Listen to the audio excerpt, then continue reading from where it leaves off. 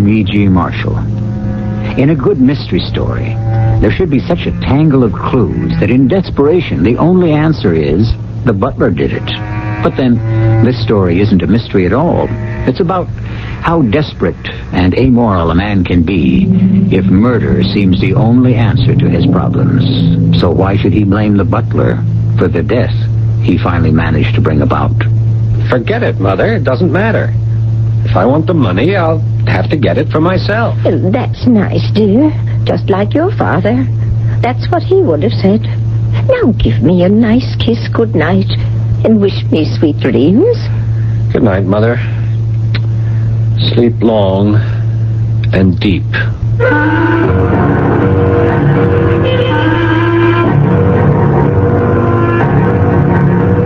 Our mystery drama, A Cup of Bitter Chocolate, was written especially for the Mystery Theater by Ian Martin and stars Joan Shea and Paul Hecht.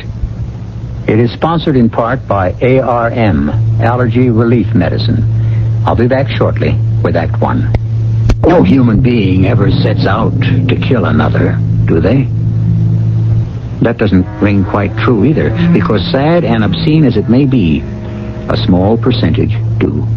I can't do it, Vera. I just can't. You've got to, Ted. No. It's the only way. There's got to be some other.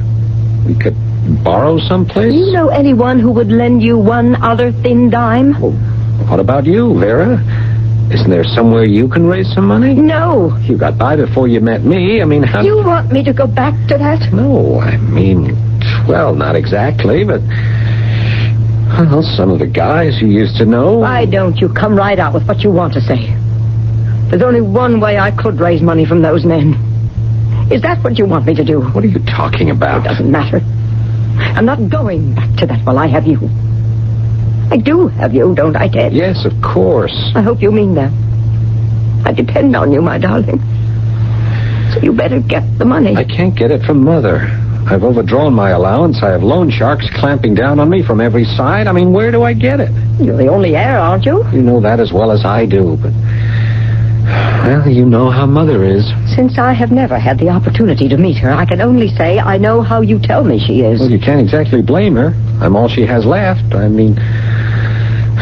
Well, she lost everything in one night all those years ago. I don't say I agree with how she feels since then, but... Well, you can understand it. You understand it, Ted. She has all the money. I haven't any control over it. She wouldn't have any control over it if she wasn't here. Oh, for heaven's sake, don't let's get started on that again. We never stopped, darling. You don't know what you're saying. I know, all right. The only way you, me, us, will ever get the money we need out of your mother is if she is dead. Vera, I couldn't. I wouldn't know how. Suppose you were showed the way. I still couldn't. Look, I've done a lot of lousy things in my life, but nothing would make me go as far as murder. Are you sure? Yes. How long do you expect me to hang around? It's either now or never. Oh, Vera, please. I can't kill her. Okay. Then I go to her and get what I can out of her to leave her darling boy alone. Ah, that wouldn't work. It wouldn't be too sure. The Poindexter name is big news, especially if there's a way to drag it into the dirt. And that's just what I would do unless she anteed up. For your information, one of the things your little Vera needs some heavy dough for is to keep you from becoming a father. Oh, no. Oh, yes. You can't. I mean, you What other choice do I have? Unless you want to marry me and live unhappily ever afterwards. I do, Vera. It's just that Mother... Well, you've got to understand her, Vera. Why should I understand her? Would she even try to understand someone like me? It's just that... Well, since the whole rest of the family was wiped out in one night and she ended up in a wheelchair, she hasn't been able to adjust to the fact that life goes on. It's like she was locked into that awful night. And time has just stood still for her from then on. She ought to be locked up if she's that lonely. No, she isn't. I mean, she's clear enough about everything else. It's an attitude more than anything. Anyway, it wouldn't do any real good. The way the will is, it ties up the money while she's still alive. And the only way it ever comes to me is if she's... What have I been trying to tell you? If I could only do it without being caught. You could. Lots of ways. How? Well, that's something we can work out together, darling. I must be mad even to talk about it. There's no way. Of course there is. Pills. What? Well, after the accident, she had the nervous breakdown and all, and her back condition. Well, she must pop some kind of pills. Yeah, she has a whole carload of prescriptions. Well, find out what they are. Uppers, downers, you name it. I got a pipeline to any kind. All we have to do is to find out what she has to take too much of.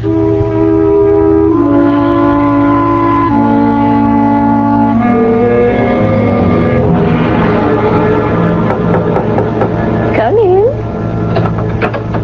Oh, it's just you, Miles. Yes, Mrs. Poindexter. I brought you your hot chocolate. Isn't it a little early for that? It's 10 o'clock, madam. Oh, and Master Ted isn't home? Mr. Poindexter has not yet returned. Where is he? I believe at the Union Trust Club, madam. It's bridge night, and he fills in for the Commodore. Oh, yes, of course. I'm so forgetful.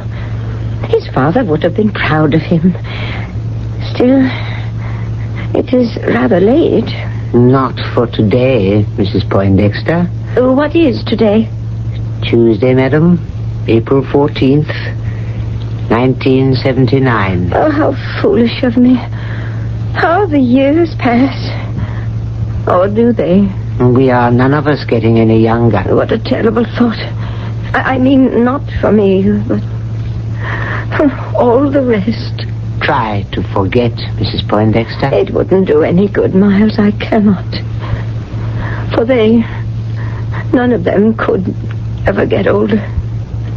It all stopped for them in that awful moment when the car went off the road. Janice, Bruce, Thomas, Francesca, and the Commodore himself. Never to get any older, never to be again. Oh, only Ted and myself left. Oh, why, Miles? I can't give you any answer. My husband and all my children except my little one. It was God's will that you should be spared. I suppose. Except, do you know, Miles, I often wonder why. May I pour your chocolate before it gets cold? Oh, dear, thoughtful, faithful Miles, what would I do without you? Yes, of course. Will you have your pills? Oh, I suppose so. Whatever they're for. Well, Dr. Broussard is very definite that you follow his routine. Very well. Ted usually feeds them to me. But if you're sure you know what it is I am supposed to take... I think you can trust me, Mrs. Poindexter. Oh, after my beloved son, who else in the world, Miles? Yes, madam. Here they are, all laid out for you. What is it? Oh, nothing. I was just thinking how odd and variable life is. Night after night I accept these pills without looking at them or questioning what I take. Yes? Just a silly, vagrant thought. If anyone wanted to get rid of me, it would be so easy. Maybe it might be better. Madam. Oh, Miles, I'm only being silly. I'm ashamed of myself for even having voiced the thought.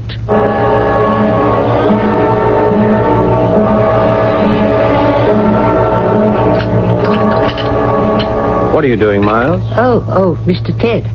Just making up your mother's hot chocolate as usual before bedtime. Well, as long as I'm home tonight, I'll take it up to her. You haven't been at home so much lately, these days. Haven't I? But that's my business, isn't it? The madam always misses you, Master Ted. I don't have to have a butler criticize my relationship with my mother. No, sir. Yes, so you can leave me to take the chocolate up. I'll try to make it my business from now on.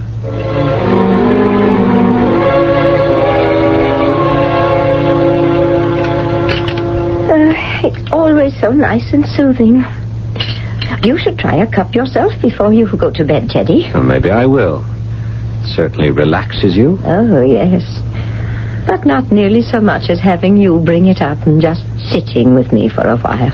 That's the best part of it. Well, I'm glad you think so. We should spend as much time together as we can.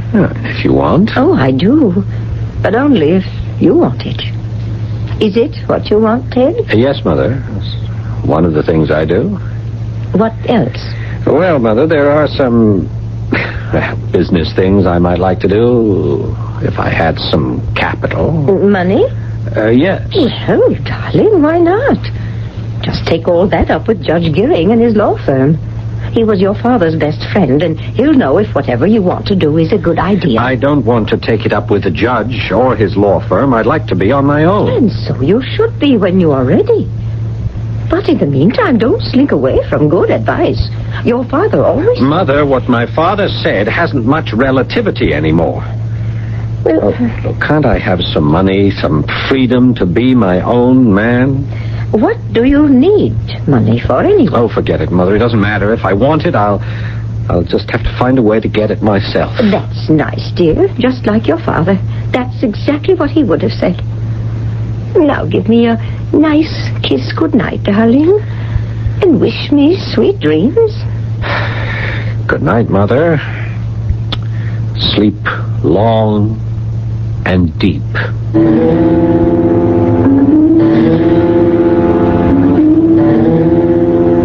You're sure these will be enough, Vera? Yes.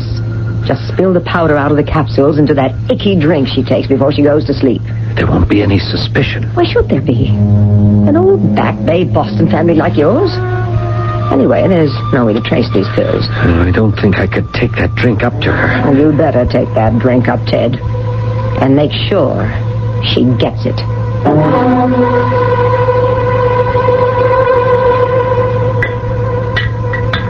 Mr. Ted. Oh, I didn't see you there, Miles.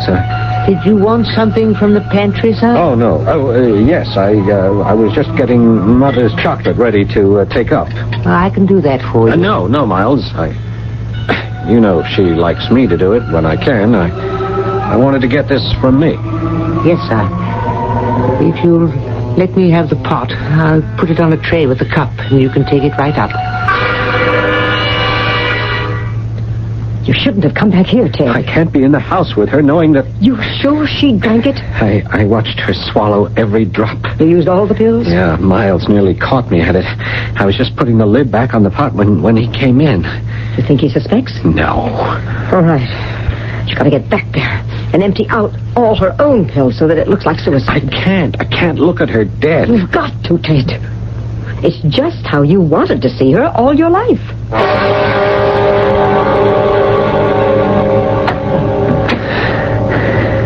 I did it. And you're gone. And I'm free. Free at last. Ted, darling. Oh, what time is it? Oh, what are you looking at me like that for? Well might she ask that question, for Ted Poindexter's blood has run cold as his mother's corpse speaks to him. Frozen in white shock, his mouth hanging open loosely, while a scream of terror crystallizes in his throat. He is speechless. How can the woman he murdered be alive? Or is she a ghost returned to haunt him forever? I'll be back shortly with Act 2. A gray woman, old before her years, lies in the middle of the bed, gazing up at the sun, who is her whole life. It would be beyond her comprehension to learn that he has just tried to take that life from her. As for Ted Poindexter, after his initial shock at being spoken to by a woman he considered dead, he has not gotten the grip on himself. And while he desperately tries to justify his presence in his mother's bedroom in the middle of the night, his mind is racing and speculating about what could have gone wrong in his plan for murder. What is it, Ted? It's all right now, Mother. It was only that when I came home, the front door was just on the latch. I called for Miles, but there was no answer. And then I started to worry that the house might have been broken into or something. Well, I certainly hope not. I haven't been disturbed. Oh, poor boy, so worried. What time is it? Oh, it's about 2 in the morning. Oh, is that all? Oh, I really feel quite wide awake. I'm afraid I don't, Mother, so I'll say goodnight and let you get back to sleep. I'll turn the light off. I wonder what happened to Miles. Well, he came up about 10:30 and knocked on the door to see if I needed anything. I told him no, and he said he was feeling a bit tired and was going to bed. But it isn't like him not to lock up. No, it isn't. Perhaps before you go to bed, you could just look in on him and see that he's all right. Yes, I will. Good night, Mother.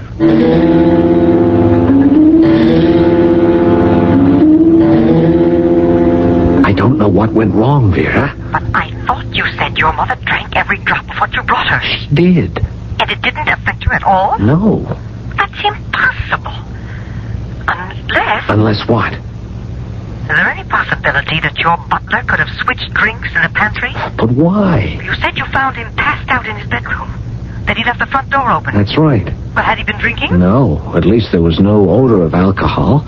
You suppose he could have swallowed the chocolate mint for your mother if he made a switch? Maybe, but why would he drink it? It could have been an accident. I mean, how many pots are there in that set of china? Oh, half a dozen. You know, it's a breakfast thing with individual servers. But if he drank the... Oh, what if he dies? How do we account for him? How do you account for him, you mean? Ted, you better get a doctor there fast and keep him alive. Maybe, for all I know, I'd be better off with Miles dead. Only I'm not, Mr. Poindexter. I'm not dead yet, by a long shot. Ted? Ted, what is it? What's wrong? I can't talk anymore. I'll have to call you back.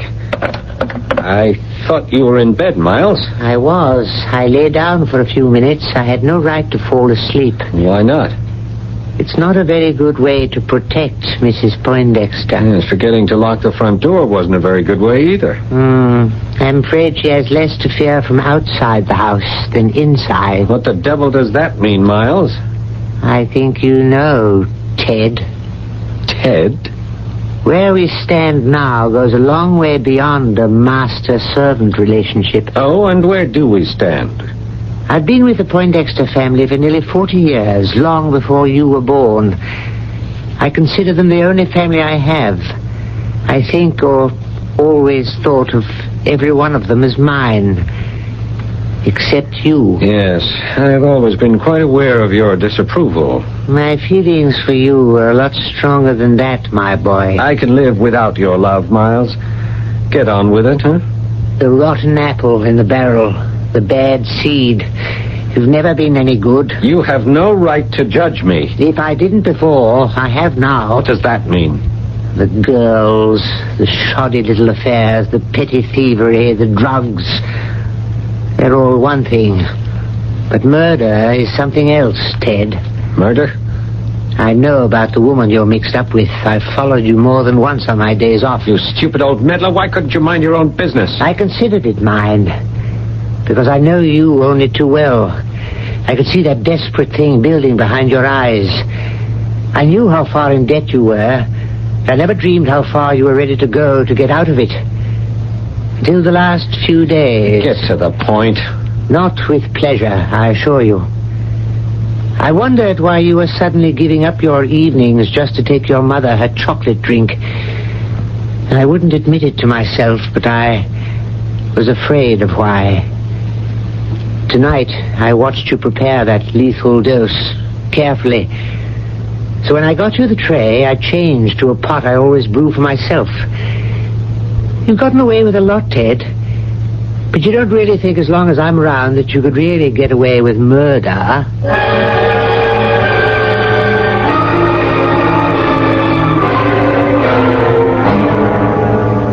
And Miles didn't drink the chocolate with the pills in it? No. Then why did he pass out? I don't know. He's an old man. He got tired, maybe. He may be an old man, but he's got you right under his thumb. Well, as long as he has that chocolate drink stashed away. If that drink was to be analyzed, it could lead right back to me. It won't be, he says, if I stay in line. You mean with all the evidence in his hands, he won't go to the police? Only if I try anything again. There's only one answer, Ted. You've got to get rid of Miles first. Or both of them together.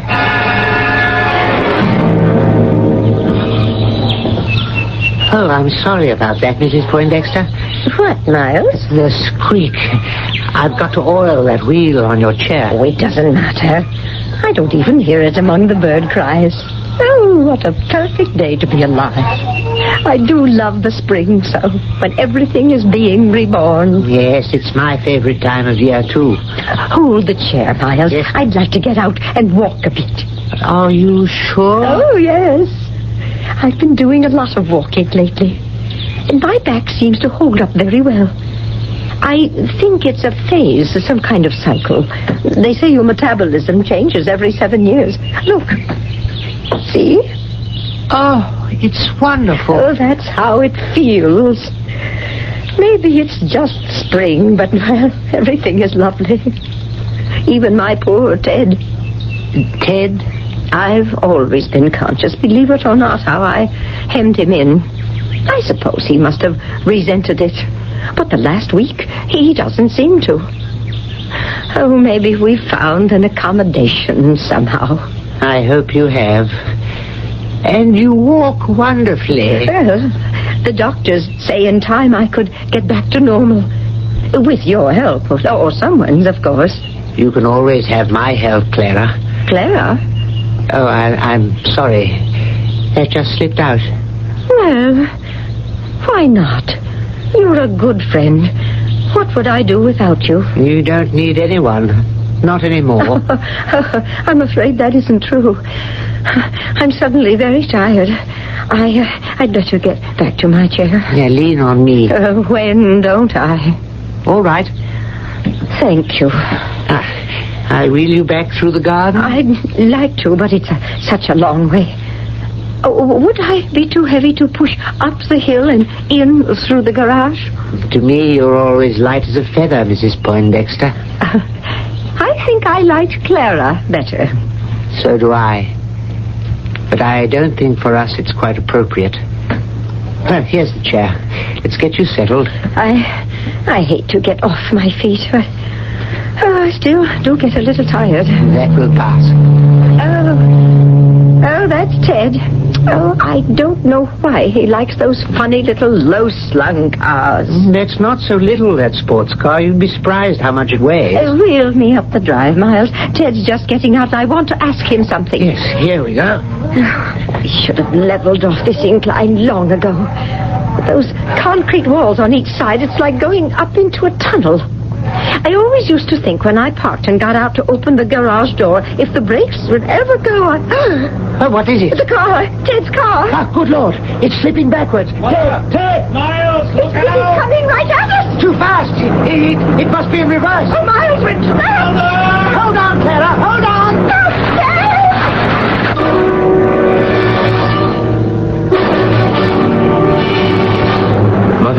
Mother, are you all right? I think I'm all right. Oh, Miles? Just a sec. I gotta cut this motor. Can't get to the ignition or... come on, Mother, I'll get you out of here. What about Miles? Never mind, I'll go back for him. You first.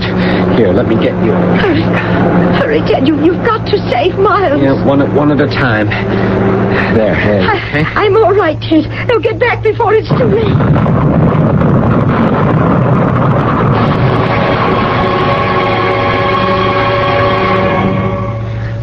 How is he, Dr. Burchard? Oh, fine, Ted, fine. Very lucky.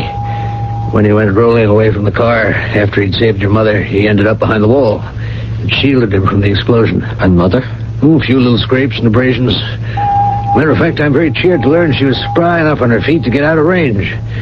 Her back is improved wonderfully. You can see her if you want. I'd like to see Miles first, if I can. Oh, I don't see why not. He's bright enough at the moment. But your mother wants to see him, too. Yeah, well, I won't be a moment. Okay. I have other patients waiting, so I'll have a nurse take you in. I want you to know, Miles, it was an accident. I don't think I could ever believe that. What do you intend to do? I don't know. I want to talk it over with your mother. Are you going to tell her everything? I might. I'll deny it. I expected that. She might not even believe it of you, even with the proof. The drink with the drugs in it? That really doesn't prove anything. No, not in a court of law, perhaps. Or to my mother. We shall see. That's something we'll know by tomorrow. And in this world, nothing is certain but death and taxes, said Mr. Benjamin Franklin. For once the great sage was wrong. In this tale, it seems that death, even if prevalent, is very uncertain. I wonder if it'll ever come about, and to whom. To find out, join me shortly for Act 3.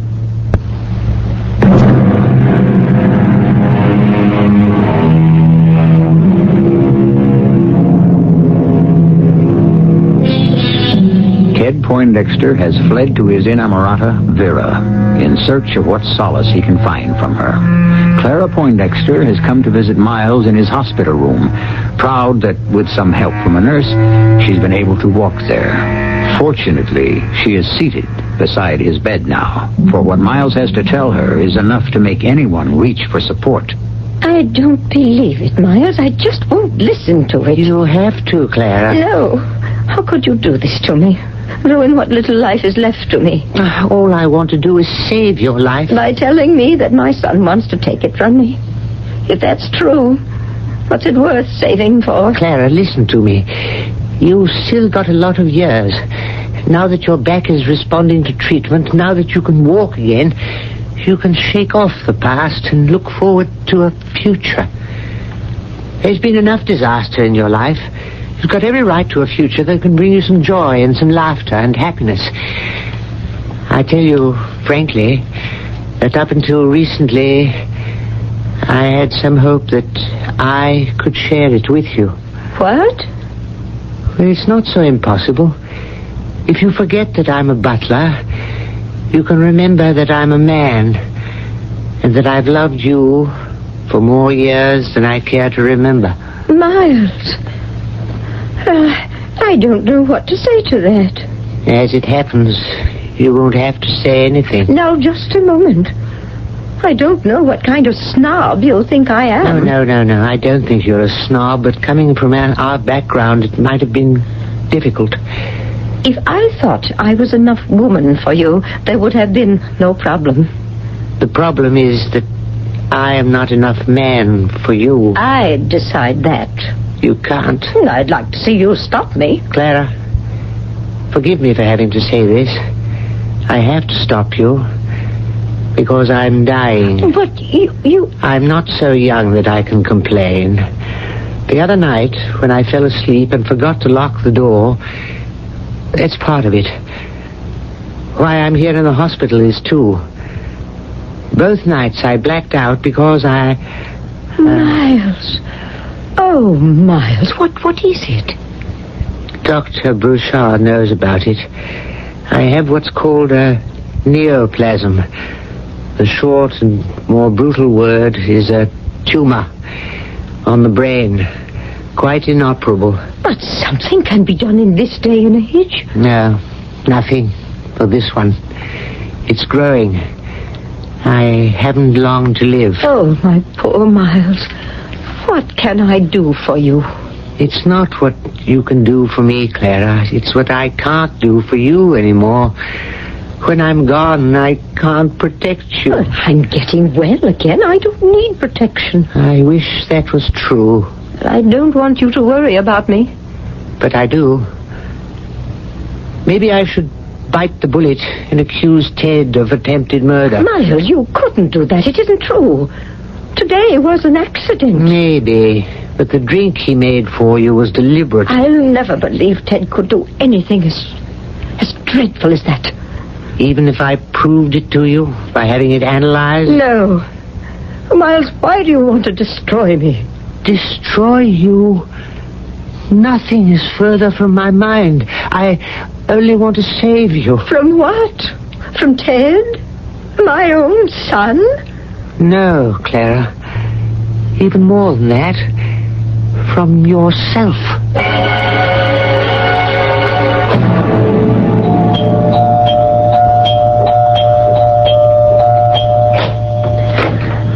Okay, Ted, I give up. Come on in. Vera, I've got to talk to you. About what? There was an accident today. So I heard on the radio. You tried to get them both, and you botched it. I mean, you really botched it. Now they've got you in a corner. Vera, listen. Today was an accident. Oh, yeah? Yeah. I've been meaning to have the shift gate attended to. You see, on that hill there, I usually shove it into first, but the gate is worn and it goes into reverse half the time, so now I leave it in neutral and depend on the handbrake. But this time I must have had it in reverse. Oh, Ted, spare me the mechanical jazz. You think any jury's going to believe all that? What jury? Oh, wasn't someone hurt? They're both in the hospital. No. They're both okay. And Miles is just going to sit still for you? I don't know. The way he feels about the family name. Oh, forget all that, even if he does. Where are you now? A fat chance you have of raising any dough to get what we have to off our backs. I've got something else to tell you. What? Using your collateral as heir to the Poindexter dough, you raised a lot of loans through me and my connections. To say nothing of those pills I kited through for you. We got all that through some pretty heavy sources. And these guys don't play footsie. Now, how are we going to pay off? All right, just give me some time. We're playing out of time, Ted. These guys are leaning on me. And what they do to me is peanuts compared to what they could do to you. So where do we go from here? And it better be somewhere fast. Yeah, there's only one way I can figure, Vera. Can you get me a gun? A gun? What are you going to do with it? Miles leaving the door open the other night made me think. Now, look, half the houses on our block have been broken into sometime or another. So there's going to be a prowler breaks in real soon at my house, and there'll be some shooting and 2 deaths. You can't get away with it, Ted. I mean, only one gun. I have a registered gun in the house with a police license. They'll find the bullets from that where I missed the prowler. The gun you give me will do the damage, and I'll dump that in the bay. When? How soon can I get the gun? Well, make a call right now. They come home from the hospital tonight. We haven't much time. It'll have to be tomorrow night. My, how you've changed. You scare me. Yeah, maybe I'm just growing up and facing facts. Miles can blow the whistle on me any time he wants. I want to blow mine first.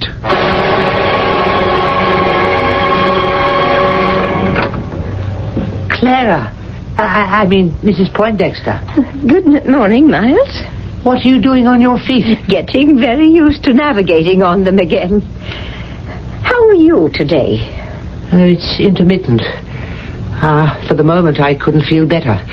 Give me that bag or whatever it is you have. It's my personal laundry. I thought I'd give myself a little challenge today. More than what you're doing. Watch it now. Don't rush the steps. Between you and the magistrate, I should have no trouble.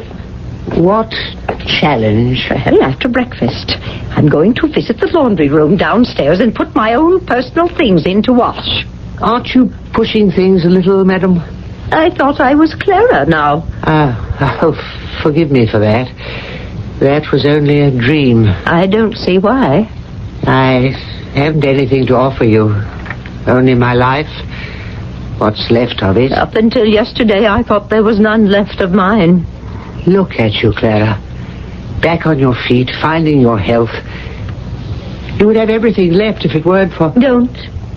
He's my son. He's your nemesis. No, I'll never accept that. Yes, I know. I'm afraid you never will. Where is Ted, by the way? He went off somewhere. He said he had to pick up something, but that he'd be back by dinner time. Miles, what is it? No, nothing. It's just a slight headache. Come along now. Breakfast is waiting.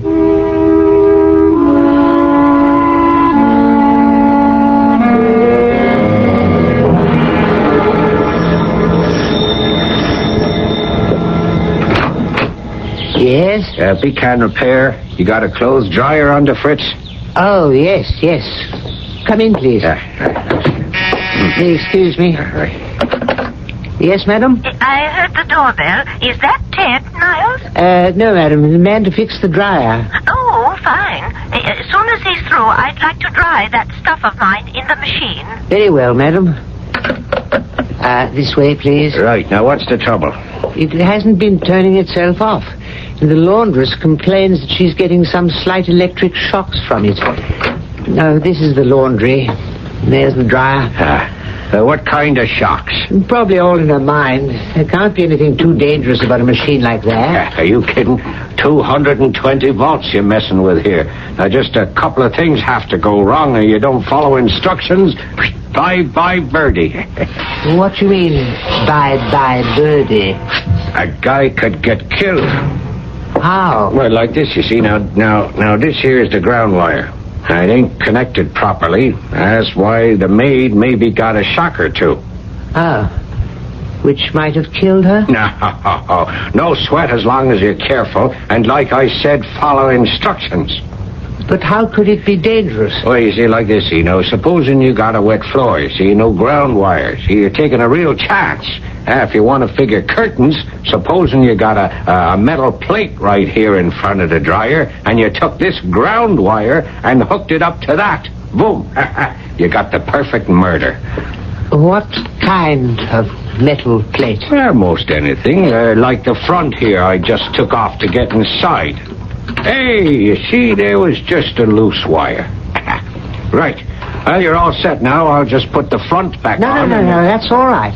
Leave it off. I'll put it back. I want the maid to vacuum the inside.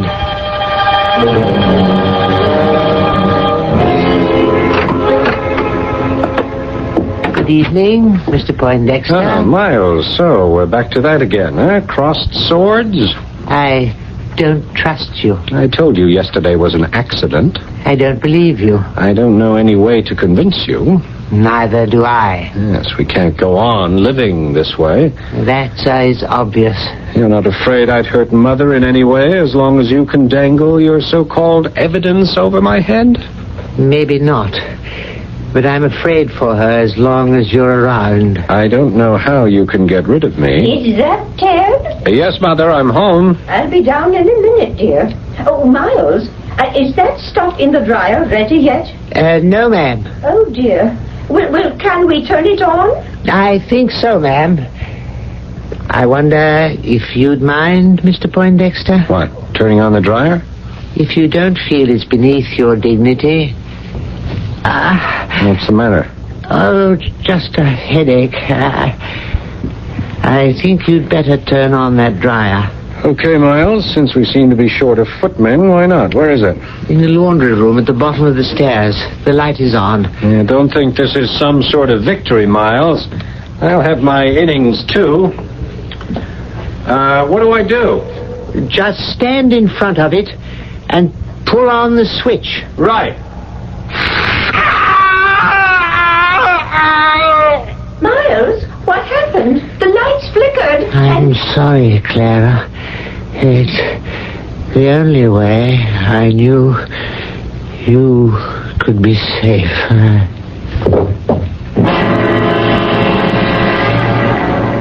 You're going to be all right, Miles. They're going to operate. Get that tumor out. Too late. They know that. It doesn't matter. The headaches were so excruciating I couldn't have stood them. This is goodbye, Clara. No, don't leave me. Not alone. Look at you, standing. It's starting all over again for you. For us. Yeah, it's too late. Clara. What? Before they brought me here, I drank the chocolate and washed the chocolate pot.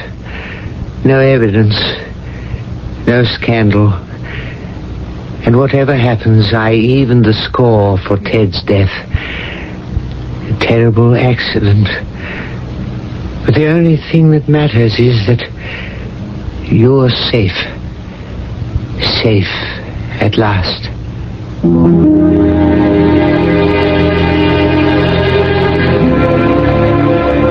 Miles died from cardiac arrest before they could excise the tumor. It made little difference, for the drink had killed him anyway. The funeral of Ted Poindexter was a private one, with few mourners. But the friends who were there delighted in the fact that his mother came to it without the wheelchair that had caged her so long. As some simple soul has remarked, it was the best of a bad business. I'll be back shortly.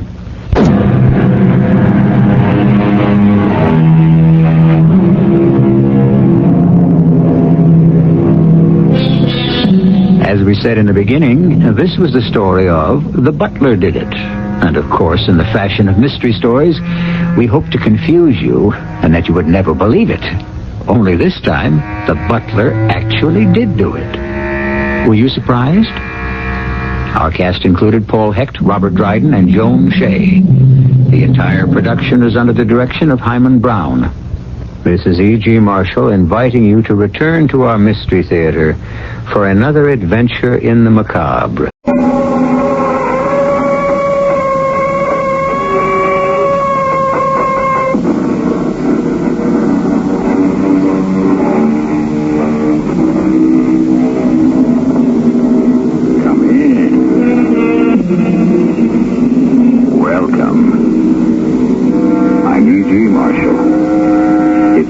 A time when witches might ride or confound the pure or work their fateful wickedness. This is it. The time of Halloween.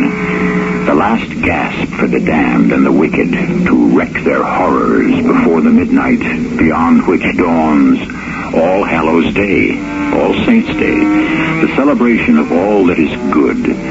But until that lovely dawning, everything evil moves, building their revels higher and higher, till the powers of darkness are dispersed by the light of the world. The way you look, Margot, you've been growing young just as fast as me going the other way. You keep going that other way, Mike. Forget about me. I can't. Then you'll just have to wait. Our paths really haven't crossed yet. There's still the matter of age. I don't care how old you are. Makes no difference. Ah, but someday it would. Oh, you'd be surprised beyond belief how someday it would make a difference.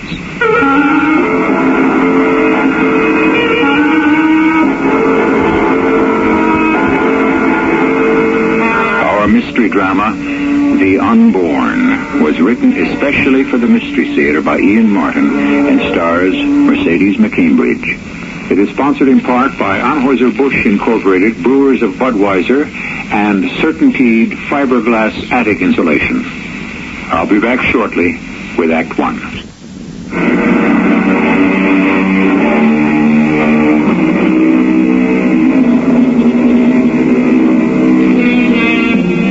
There are cities in the world, for all their good points, where the boiling pot of evil is the most libertine and unprincipled in the world. Many of those who vie for the title might be Macau, Casablanca, Sodom, and Gomorrah in ancient times, and in this century, Hamburg, Germany. In the early 30s, before Hitler's rise to power, it could well lay claim to being the most licentious city in Europe. It is there that our story begins. You are sad tonight, Duchess. Do you miss the Duke so much? I missed the Duke not at all. The man was an unprincipled cad. Tell me what makes you unhappy. I live only to light a smile on your lips. You live only to possess me. But you've not yet calculated the price. And now that you find me at liberty, you are busy calculating just what I might cost you. I would not haggle. I'm rich enough to give you the world. Too late, I've had the world. At least all of the civilized world. It is still yours to have again. You are a woman of incredible beauty, Margot. But beauty is finite and eventually fades. You see me by moonlight, Consari. You couldn't possibly. Oh, no, not yet. Time is inexorable, Madame la Duchessa. No human agency can arrest it, except briefly. Oh, you are a devil. Why generalize it? I don't want to listen to you. You're beastly and you're cynical. And I don't need your criticism. I need help. Perhaps I can bring it to you. You How can you? No one but God, or the devil you say you are, could bring me what I want. Eternal youth? I'm not that greedy. Only not to grow old until I die. Which are you the most afraid of? Death or growing old? Oh, that's easy. Death is nothing. I'm afraid to grow old, as I am at last beginning to do. Suppose I could offer you a way to avoid both. What would you offer me in return? What else can I offer you but my immortal soul? Isn't that the classic bargain? Let me assure you that I really am the devil, and you are on the brink of sealing a bargain you cannot break. Everything you ask for. Never to grow old. Never. You accept? Oh, yes. Yes, if what you promise is true. Then the deed is done. So simply? I mean, don't we cut our veins or sign in blood? That won't be necessary. There are other ways we can seal our bargain more intimately. Of course. But you had better deliver. Oh, my dear Margot, you can trust me absolutely. Never to grow old, never to die. That I promise you. The first time I ran across Margot was at Mahaka. It was just before the big run for the championships at Mahaliwa. We were taking on some pretty good surf, 8 to 10 footers, big enough to weed out the weekenders and tough enough for any surf buff to hang 10 and remember it. I'd just ridden on down a real pretty. Then as I pulled out and took my lumps before planing onto the beach, there she was. Man, You rode that one very well, sailor. she broke just right for me. What's it like, slipping and sliding through that green tunnel? Oh, too much. Beyond any words I can describe. Well, that's one thrill I've never had. Yeah, I never figured you'd miss too many. Could you take me with you on a joyride like that? No way. It's strictly one-on-one. I mean, could you teach me to do it for myself? Babe, that's asking for trouble. Maybe I'm looking for it. Yeah, I got a feeling I had lost the ball here somewhere. I don't know just what we're talking about. Well, you're a very nice young animal. Don't try to push anything out of context. All I'm talking about is riding a surfboard, and I could pay you very well. The rates are $10 an hour when I'm working. When could I have my first lesson? On the surfboard, I mean. I was afraid that's what you meant. Well, you'd be surprised how much safer you'll be if that's all we do together. Tomorrow morning. Now, the chop will be too high for beginners. Make it afternoon. The 2? Just the right time. And number. For beginners. Oh, I was gone. Oh, sure, I knew she was out of my orbit. She had to be somewhere in her 40s, and, well, I was just out of high school. Well, give or take a couple of years. I blew the college route. Like, who needs it? Go where you want, how you want, who calls the turns. So, that was one great trip. For the couple of months it lasted. Hey! Okay? Oh, my feet gone. You didn't fake out. You popped. Oh, what's the difference? Yeah, you didn't duck it. You tried to hang in. Like you always do. Yeah, you just couldn't cut it. That's all. Oh, you translate that. Margot, it's all instant reflex, and you mean that I'm too old? I didn't say that. No, that's what you meant. What you don't know is that I'll grow into it. I still want to learn to surfboard. What's the big hang-up? There are other things in this world. Well, let's make it that this is the main thing I have right now. So I'll try. Now, let's face it. I got a two-way interest. Me? Like, for instance? You. Like, I'm right up the wall. Well, that's too bad. I'm a little too old for you, didn't you say, Mike? Now, that was for surfing. But that's all there is with us. You sure? No. But we're not going to do anything about it. Why not? If I tried to answer that, heaven knows what trouble we'd be in. Let's just say it all could have gone our way in another world in another time. But this way, the pieces of the jigsaw puzzle just don't lock. They're out of sync. So, quits. Better. Hey, well, wait a minute. You can't just walk out of my life like that. There's no way to stop me. But only because it isn't quite the time for us yet. We need a chance to grow into each other. And maybe I'll see you then. Crazy. 2 long months, and all it was Mike and Margot. I didn't even know her square name, or if she was hanging as loose as she seemed. There could have been a husband around, but who wanted to dig too deep? So I'd never level on this around the beach. There was no makeout. That was 1968. Then things happened in bunches. Well, like there was this war, and I got tapped. I spiked for Air Force. Oh, I learned to fly all right. I also learned to hate my own guts real good. Those 2-week leaves in Japan were way out. Especially the one where I found Margot again. J.D. Bernstein had something to do with our State Department. I never asked what. All I knew is that every time I hit Tokyo, he lit all the fires for me to burn. All right, Mad Mike, what's it going to be this trip? I don't know. Not geisha tea and flower arrangements. I'm ready to bust out wilder than that. When weren't you? All right, what shall we bomb ourselves with? Mike? Well, if you're not interested in drink, then what? Oh, well, that's different. Her name is Margot. How do you know that?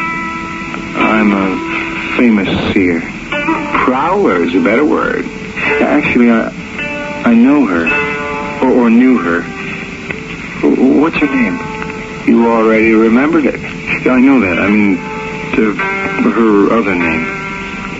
She is Mrs. Demetrios Konstantin Stavrianos. What's she doing here in Tokyo? Sailing around the world. Just a port of call. How the other half lives. Tokyo isn't a port. The yacht, I imagine, is tied up in Yokohama at, where else? The Yacht Club. She looks marvelous. I mean, younger. Oh, there are ways, my friend. Little man with scalpels and silicone. I don't mean that. No. This is a sort of inner thing. When I knew her, she was almost old enough to be my mother. She could adopt me right now. Knock it off. That was all of 6 years ago, and now it's something I don't understand myself. What was it? Well, that I did feel for her. Oh, sure, she was something. You follow the big waves I did, and there are 1,000 babes with all the same standard equipment. So, what's the big deal? The big deal is that this one I hadn't forgotten in 6 years. This one sent me all the way out of orbit. Like the old-fashioned way to say it would be, sell my soul for. Except there was a warning voice that kept saying, this one is bad news, Mike. She's real bad news. Hello, Mike. You look terrific. I can ride a board now. Yeah? I'm getting better and better all the time. I'll buy the last part. Can we go somewhere? No. Why not? I've grown old real fast the last few years. Old enough for me, do you think? The way you look. You've been growing as young just as fast as me going the other way. Well, you keep going that other way, Mike. Forget about me. Oh, I can't. Well, then you'll just have to wait. Our paths really haven't crossed yet. There's still a matter of age. I don't care how old you are. It makes no difference. Oh, someday it would. You'd be surprised beyond belief how someday it would. Oh, excuse me. This is Mr. Stavrianos. And this is Mike. He's a nice young boy who tried to teach me to surfboard. Mike, I'm afraid I don't know your last name. Burns. I am going outside. This isn't a place for a woman, a non-geisha woman, shall I say. Are you coming, Demetrius? In a second, my love. All right, I'll meet you in the car. Yes. Fabulous woman, no? Why, no, have no embarrassment. Everyone is in love with her and wants to possess her. Like the Queen of Diamond or Helen of Troy. I would forget her if I were you, if you can. Is that a threat, sir? Oh, dear me, no, I don't have to make threats. She's something quite beyond any human being's comprehension. I should know. But for your own health, you should avoid her like the plague. Just a warning. Take it or leave it. Well, what is going on here? Did a woman named Margot make a pact with the devil? And if so, just exactly what were the terms? And if she did, what fate lies in store for a determined young man who has decided to love, not wisely and certainly too well? I shall return shortly with Act 2.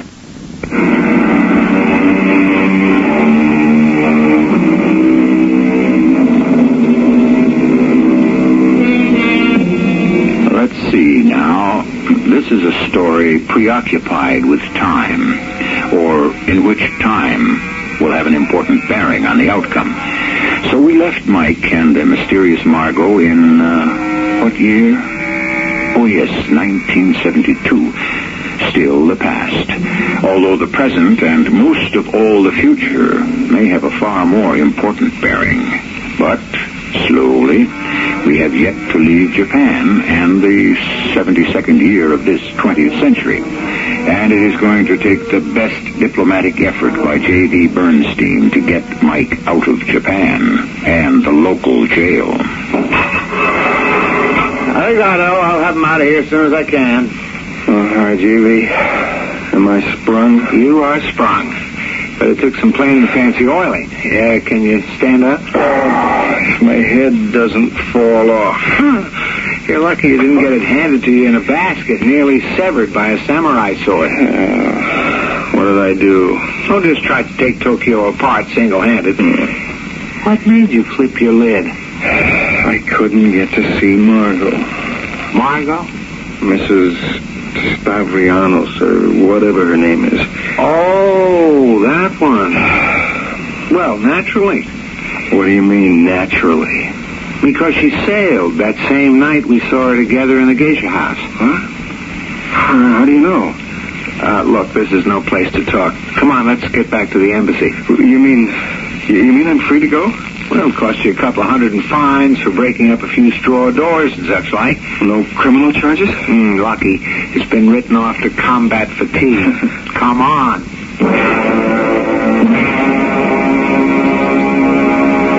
This is the embassy? This, Mad Mike, is a park where birds do sing and bugs don't listen. Yeah. Much more happily suited for a little heart-to-heart talk. Oh, come on with all this super spy crud.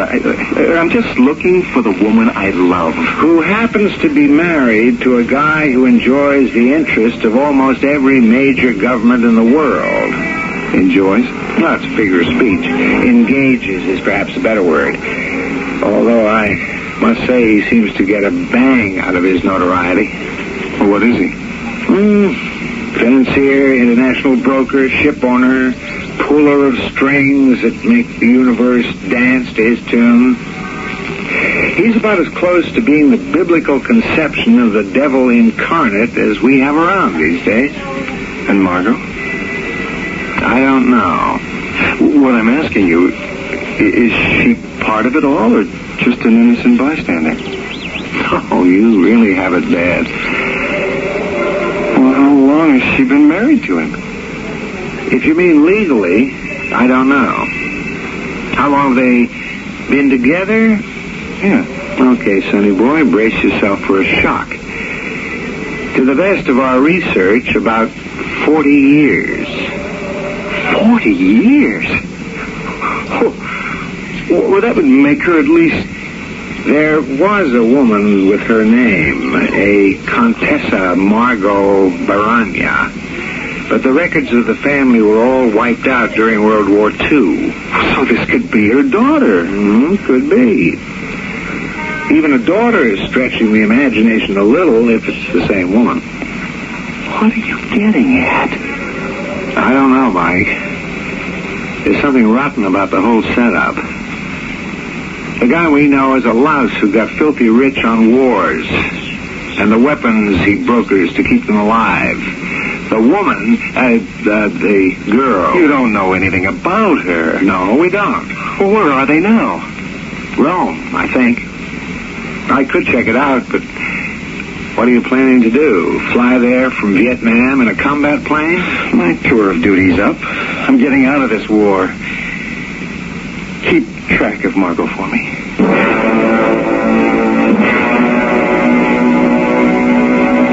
By the time I was discharged, Margot had dropped out of sight. Ditto Stavrianos.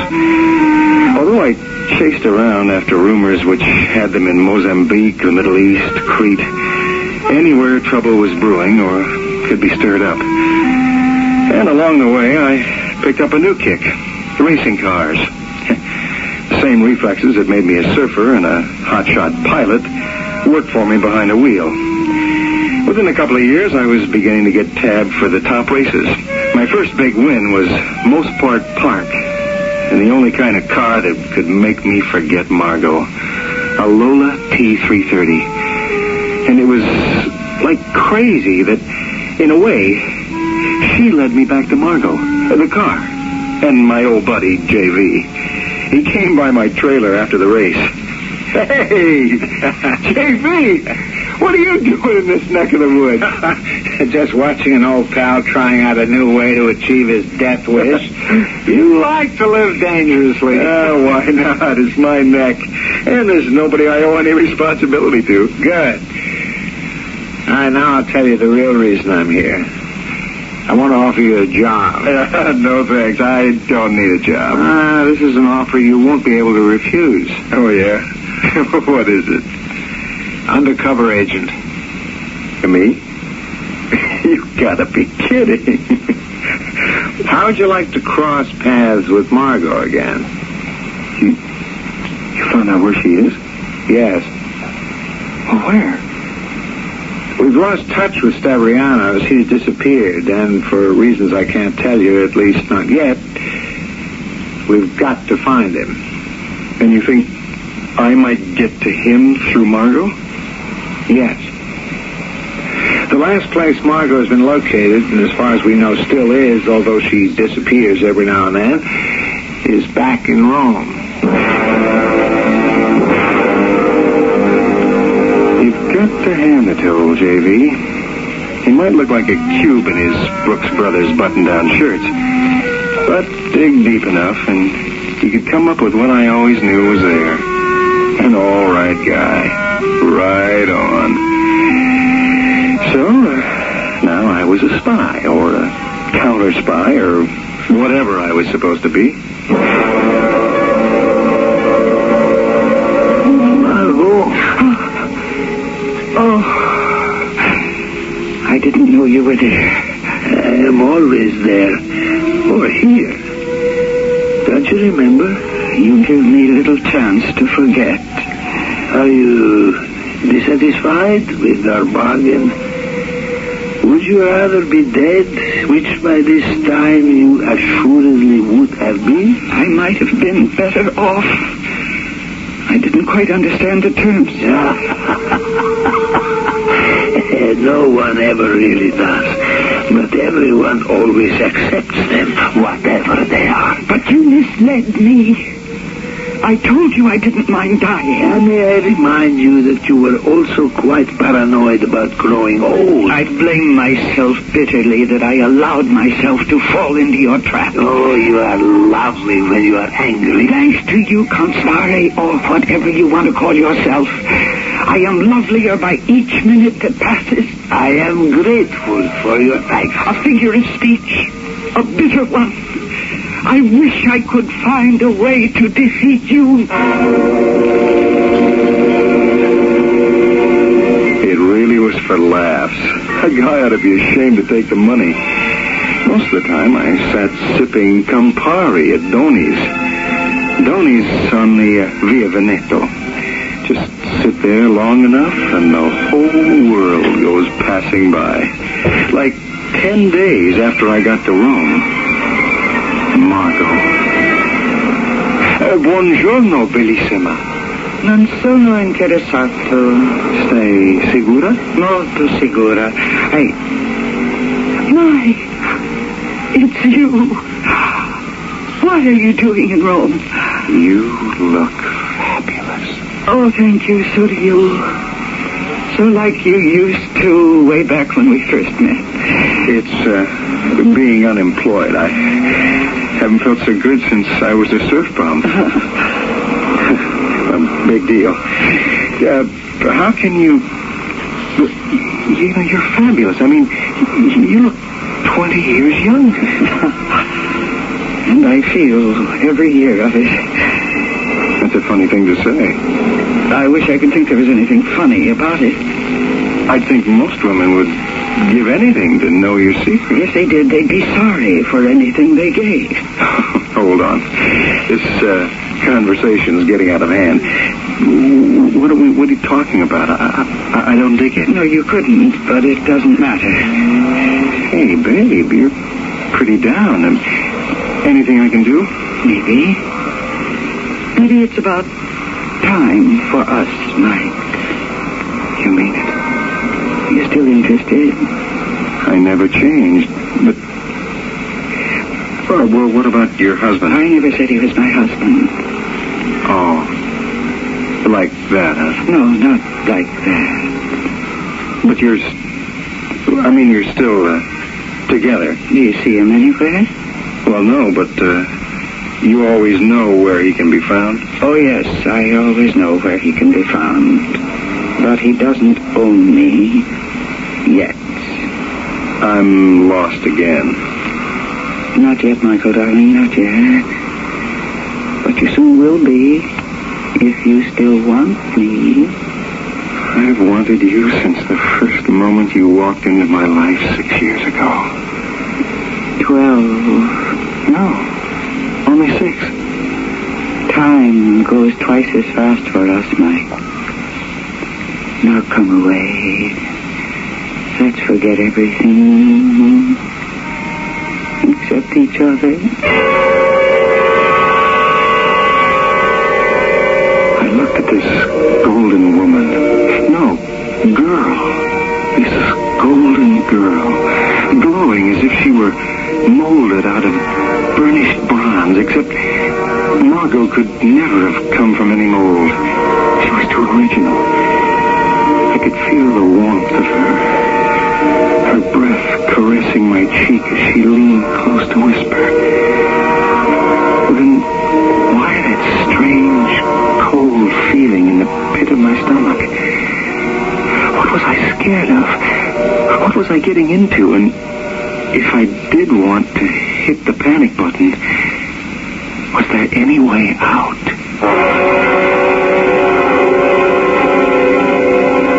You should have looked more carefully, Mike.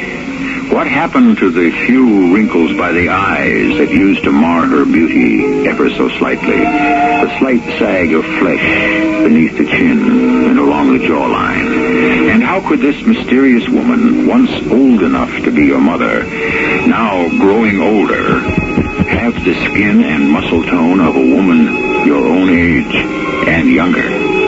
I shall return shortly with Act 3.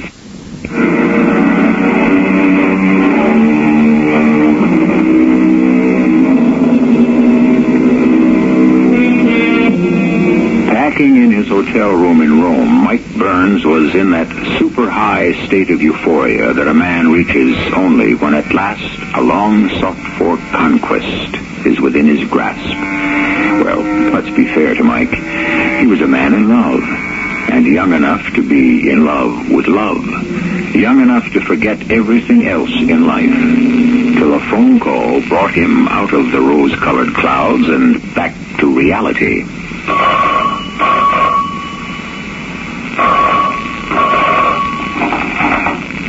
Yeah. Mike? Sure, who's this? A friend. Long time no hear. Now look, just listen and answer short and sweet. You're hooked up with M again. You asking or telling?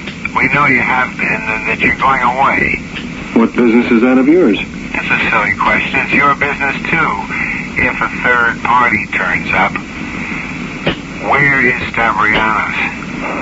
Look, buddy, I guess it's something I'd like to know myself anyway. I'll try to find out. Where do I reach you? Forget it. I know where to reach you. Not good enough. The stops are all out for reasons you're not aware of, and the world could be sitting on a powder keg. Where? All right. Anna Capri. About the nearest thing to heaven.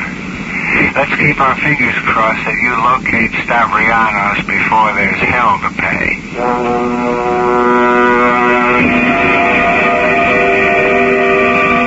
I picked up Margot at the Spanish Steps, and together we drove south to Naples. We dumped the rented car there and went by boat to Capri.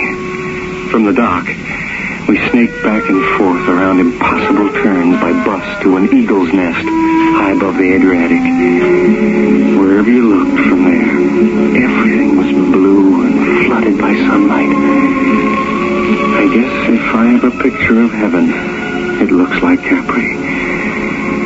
And we were madly in love, and Margot was astonishingly a girl again.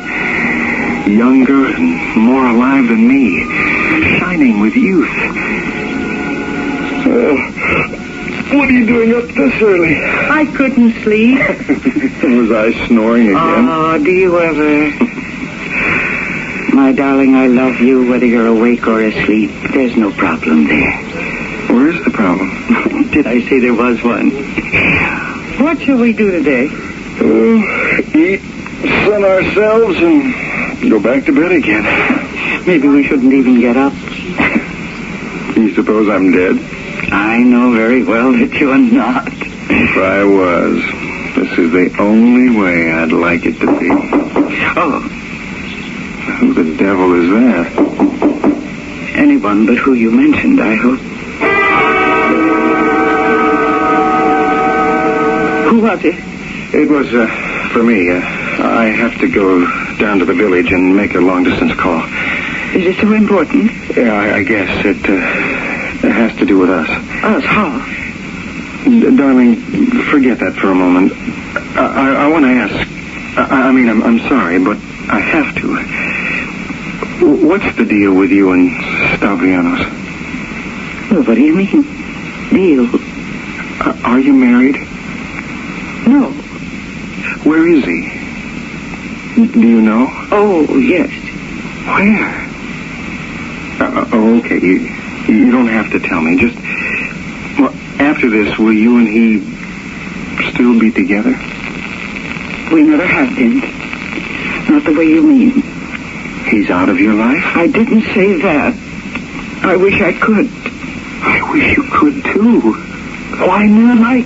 Mike, I love you, but I don't answer questions. You've got to take me on faith, or not at all. I'll take you on faith. But I also have to go make the phone call.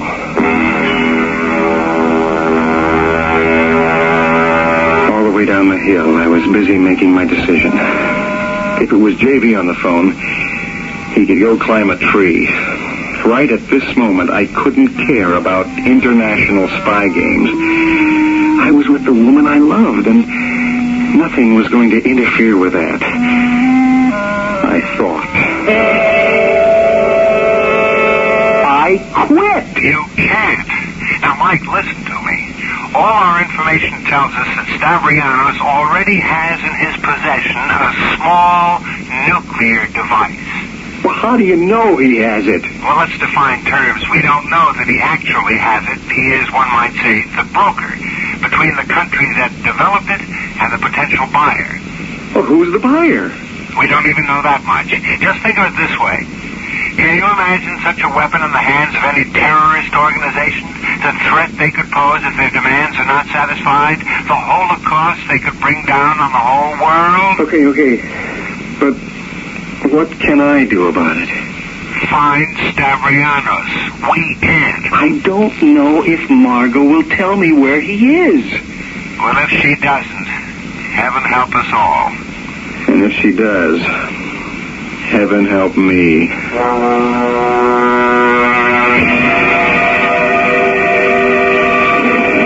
What's wrong, darling? I don't know that anything is yet. Just a hunch everything could be. The telephone call? Yes. Bad news. Yes. Is there any way I can help?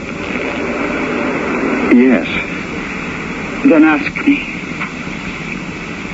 Where is Stavrianos? Darling, I told you. He doesn't mean anything between us. I got news for you. He does. Why? All right, I won't hack around. The only way I could find my way back to you was as a government snoop. My job is to find Stavrianos through you. Mike, is that your only interest in me? Oh, you know it isn't. How well I know. And how sorry I am that I ever allowed you to meet me. Why? Because we have no future, Mike. Especially now. I won't accept that. You'll have to accept it. We've had this short time together, and it was right, and it was wonderful. But it couldn't last. No, don't interrupt me. Listen to me. Remember back when you first met me. I was old enough then to be your mother. I was 41 to your 18. But already, I was coming back to you. Coming back to me? Listen to me. When I first met Stavrianos, I was headed for my 60s, and I had an absolute terror of growing old. And he turned the clock upside down for me. I don't understand. How could anyone understand who hasn't made a pact with the devil? The devil? Haven't you learned enough about Stavrianos to know that's what he is? But what kind of pact? One that really ended our love affair before it could have begun. No. Oh, yes, my love. Believe me, these past few weeks have been my only taste of heaven. But now I have to go. And I hope I can take him back to hell with me. Margot, don't go to him. I'd give my own life to save yours. You know that. I know that, and I also know how foolish that would be. Why? Because you don't understand. You don't understand the pact I made. I have no fear of death, since I will never die. He promised you that. He tricked me, but his promise was a true one. That I should never grow old and that I should never die because he reversed the life process for me. And from the moment I sold my soul to him, I have been growing younger day by day, week by week, and year by year. And so, Mike, as we grow apart, you and I, at twice the pace, since you grow older and I grow younger, don't you see there is no hope for us? No. There is no hope. There is no hope for us, no hope for me. So this is goodbye, my love. Look, I know you must think I'm crazy, JV, but that's how it was. We argued all through the day and back and forth till exhaustion, and finally I fell asleep, and when I woke, she was gone. You've got to help me find her. I can't, old buddy. No, you got me into this. Now, if it hadn't been for you, you've got to. Where is she? I can only tell you one thing. By our standards, Stavrianos and she are dead. What do you mean by our standards? You haven't been reading the news lately, not even the headlines. So what? A small island in the Aegean Sea just up and disappeared yesterday. I don't read you. You will. Oh, it's written off to a sudden earthquake or other natural causes, but it seems to have been the private property of one Demetrios Stavrianos. How do you know that? Because a woman named Margot left Capri suddenly and flew directly there. You mean Margot is dead? I'll tell you something, buddy boy, from my heart. I hope Stavrianos, whoever he was, and your girlfriend Margot, whoever she might have been, are dead forever and buried 6 feet deep. The rest of the world is better off if they are, as even you, old buddy, will find out in time.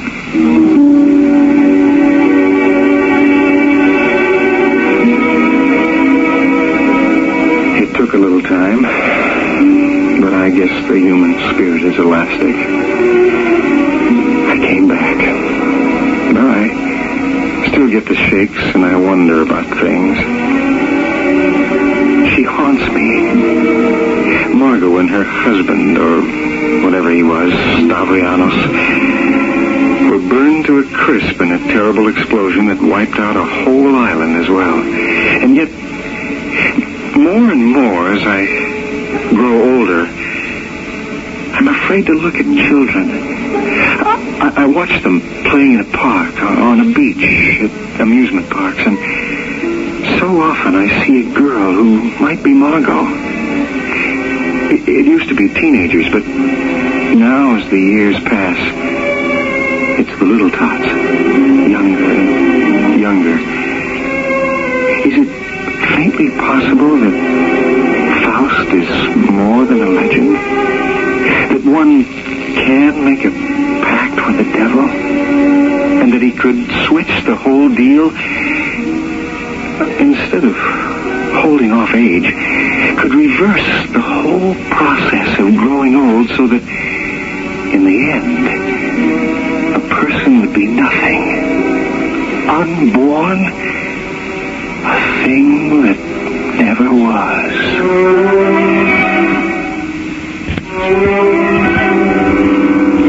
Interesting question. What do you think? And whether you agree with it as a possibility or not, aren't you terrorized by the very concept? To live life in reverse, to travel backwards to an innocent infant, even to the conception itself. Certainly if the devil wanted to steal the purest soul, where else could he find one more pure? I shall return shortly.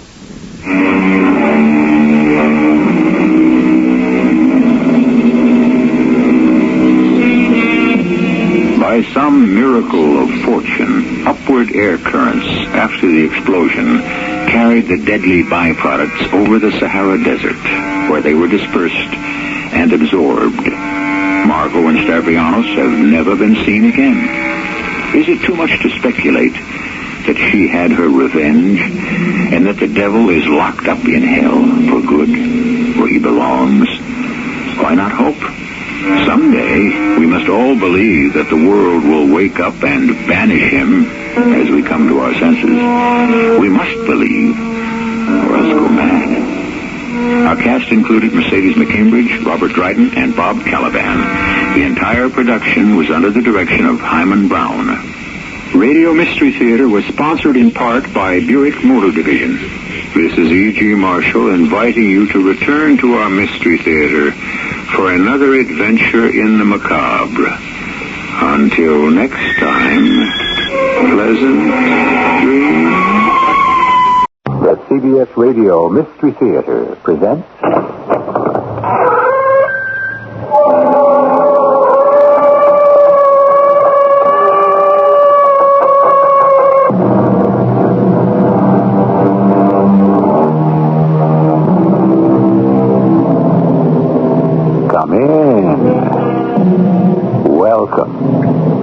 G. Marshall.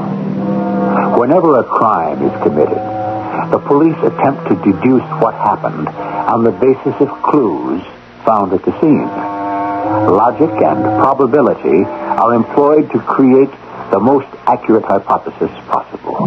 And from this, it is hoped the crime may be solved and the criminals apprehended. But logic operates on appearances, and as we all know, things are often not as they seem. Fact number 1.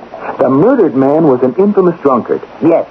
Fact number 2. He was also a philanderer and a gambler. Any number of people might have had cause to do away with him. Well, we cannot arrest the entire village. No, but this brings us to fact number 3. If we can find out who in the village has recently purchased a box of safety matches, sir, we will have our murderer.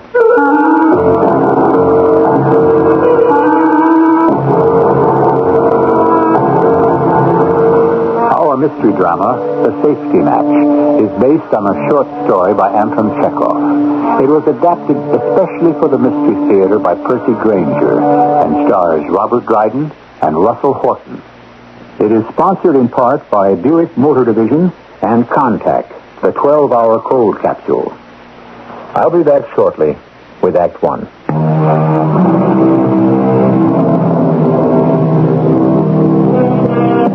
Anton Chekhov, the greatest of all Russian playwrights, was also a master of the short story. A doctor by profession, he came into contact with people from all walks of life. And perhaps his most profound realization was that high-born or low, all of us have our foibles and our pretenses.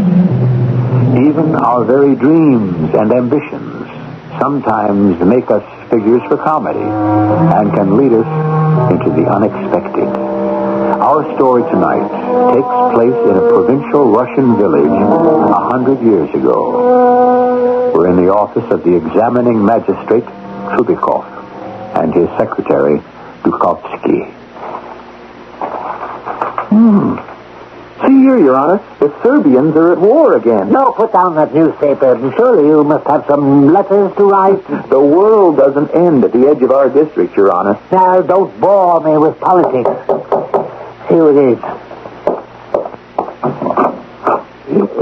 Excuse me. Yes, what do you want? Is this the office of the examining magistrate, Leonard Chubikov? It is. Are you the magistrate? No, that's Mr. Chubikov there. I'm Dukovsky, the magistrate's secretary. Come in. What can I do for you? Your Worship, forgive me for intruding like this, but I'm afraid I've come with news of the worst sort. Yes? Well? My name is Andrei. I'm the steward at the estate of Klausov, Major Klausov. We are talking about the retired officer of the Horse Guard? Yes, the very one. Well, it is to my great sorrow that I must report Major Klausov has been, well, to put it boldly, he's been murdered. What? Murdered, you say? Yes, Your Worship. But is this possible? It's quite true. And not only that, his body is missing. Oh, Lord have mercy on us. Only last Friday I saw him at the fair. I had a drink of vodka with him. Dukovsky, come. We must go at once.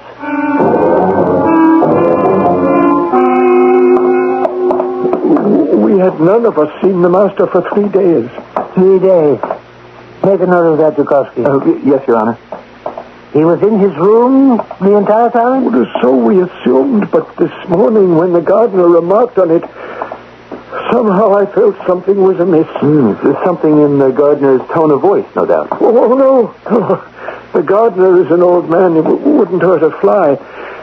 But I took the liberty of looking in through the window. And, well, gentlemen, you see for yourselves. Here's the door to the master's bedroom. You see, it's locked. Locked? From the inside. The window that looks out into the garden was open. And that's obviously how the murderers gained entrance. Well, it's locked, all right. There's no doubt about that. Well, what are you standing around for, steward? Get an axe and a chisel and have some of the peasants break it down. Yes, Your Worship. You there, and you. What are you gaping at? Help the magistrate conduct his examination. Word of this deed has already spread. That's not good. What do you suppose we'll find in there? Who can say? I'm prepared for anything ever since the Major refused to live with his wife. She was a good woman and long-suffering. If you ask me, her tongue was rather too sharp. The Major was not an easy man to live with, God rest his soul. And man sends his wife away, anything.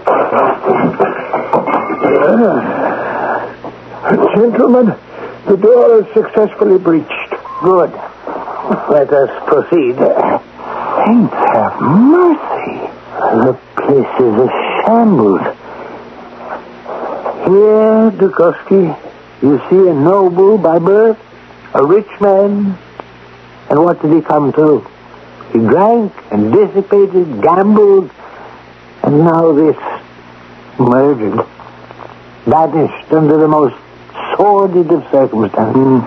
And who could have done such a thing? Many people might have had cause, it's true. Those he owed money to, those he insulted while drunk. It's no use speculating. Be good enough to examine the floor for clues. Now, let's see what's here by the bed. Silver watch, 20 kopeck piece, sulfur matches. What do you find under the bed? Well, at least 24 empty vodka bottles, an old straw hat. One top boot. One? Only one? Yes. Scoundrels. The blackguards murdered him and dragged the corpse out through the window. And there, you see? The window is open. And look there, in the dirt below. Footprints. Your Honor, look what I found on the floor. A struck safety match. So, it's the window we must examine. But all the Major's matches are the old-fashioned sulfur kind. Perhaps we have here an important clue. Oh, do shut up. Instead of chasing matches, why don't you examine the bed? Yes, sir. Let's see. The window shows no signs of having been forced. This is most interesting. Oh, what's that? There's no blood, but there are teeth marks here on the pillow. And then there's that one top boot with no sign of the other. Well, what of it? Well, it proves that they strangled him while he was taking his boots off. You see, he hadn't had time to take the second one off. Oh, there you go again with your deductions. How do you know they strangled him? Because of the teeth marks on the pillow. Oh, yes. Well, come into the garden. You'd be better employed there than digging around in here. I can do that without you.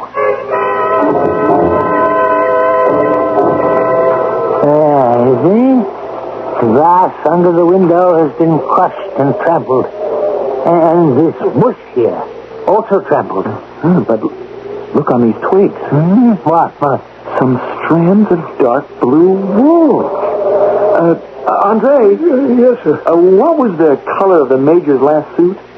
It was yellow. Excellent. Then the murderers wore blue.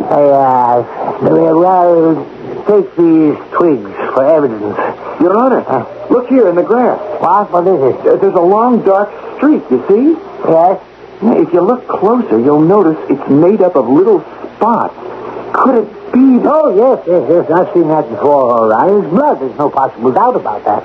It leads toward those lilac bushes on the far side of the garden. Andre, is there anything there? Yes, Your Worship. The missing boot. It shows he wasn't strangled, doesn't it, if there is blood? No, not at all.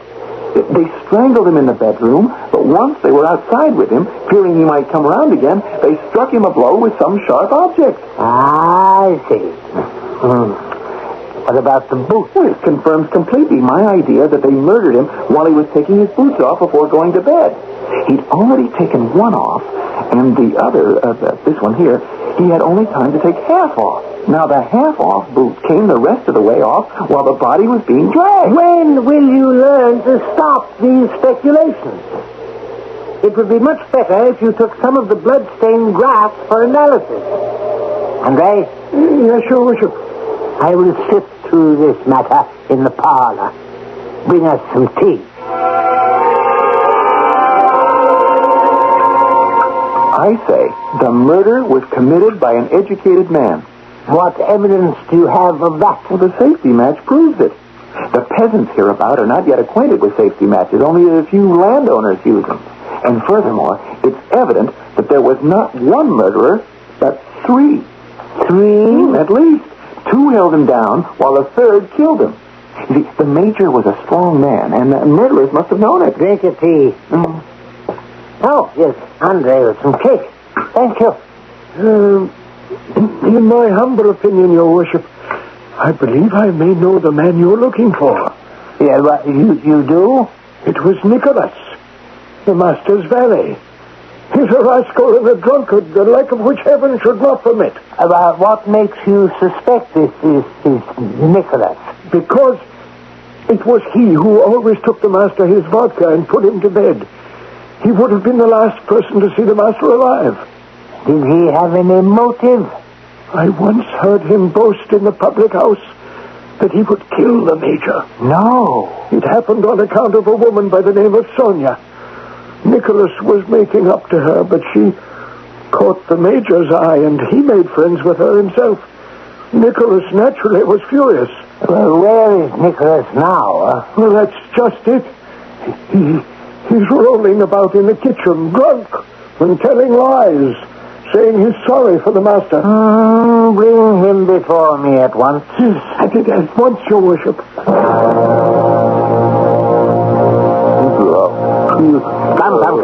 Come. Your name? It is Nicholas? It is, Your Honor. Where is your master? Murdered, Your Worship. Did we know he was murdered? The body, where is the body? Well, I don't know. How should I know a thing like that? Where were you 3 nights ago? 3 nights. On Saturday. I don't know. I was drunk. I don't remember. Did you know the woman, Sonia? Yes, I knew her. And is it true that the master cut you out with her? No, Your Worship. It wasn't that way at all. Oh? This man here cut me out. Andrei Psycho, the master steward. The master cut him out. Nicholas, that is all for now. You may go. I'll say thank you, Your Worship. Andre, step forward. Your Worship. Your Honor, look. His trousers. What? Why, they're dark blue. The same color as the strands of thread we found. Excuse me, but that must have happened when I looked in through the master's window. Permit me to put a question to you, Andre. Of course, you were here last Saturday evening? Yes. Where? As a matter of fact, I had supper with the major about 10 o'clock. Ah. And afterwards? I don't remember. I had a good deal to drink with the meal, you see. I don't remember where or when I went to sleep. Why are you looking at me like that? Where were you when you woke up? In the servants' kitchen. I was lying behind the stove. They can confirm it.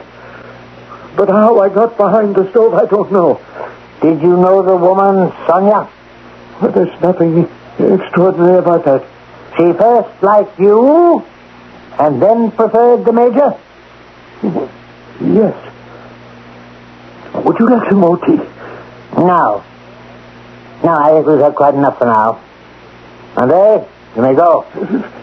Thank you, Your Worship. 1,000 thanks.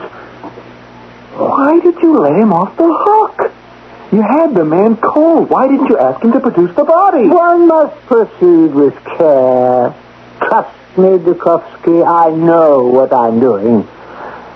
Our next step is to speak with Maria Ivanovna, the major's old maid sister.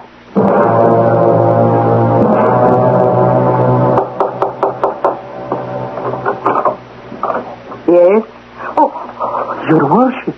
Madame Klausoff, I apologize for disturbing your prayers. What do you want? I'm sure you have heard already that there is Suspicion that your dear brother has in some way or other been murdered. I know. You know? It is divine retribution. The Lord's justice for the dissolute life he led. Yes, well, could you help us perhaps with some clue, some possible explanation? No, don't ask me. I can tell you nothing. There is nothing that can stop the will of God. What has happened is too horrible, too terrible to bear talking about. We all carry with us a splinter from the cross. There is guilt in each of us. No man is free from his thoughts, and the thought is sometimes father to the deed.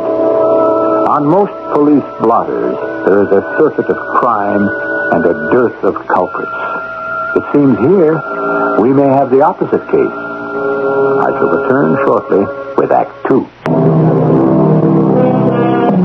What man's conscience is so clear he can pass an officer of the law without a slight fluttering in his heart?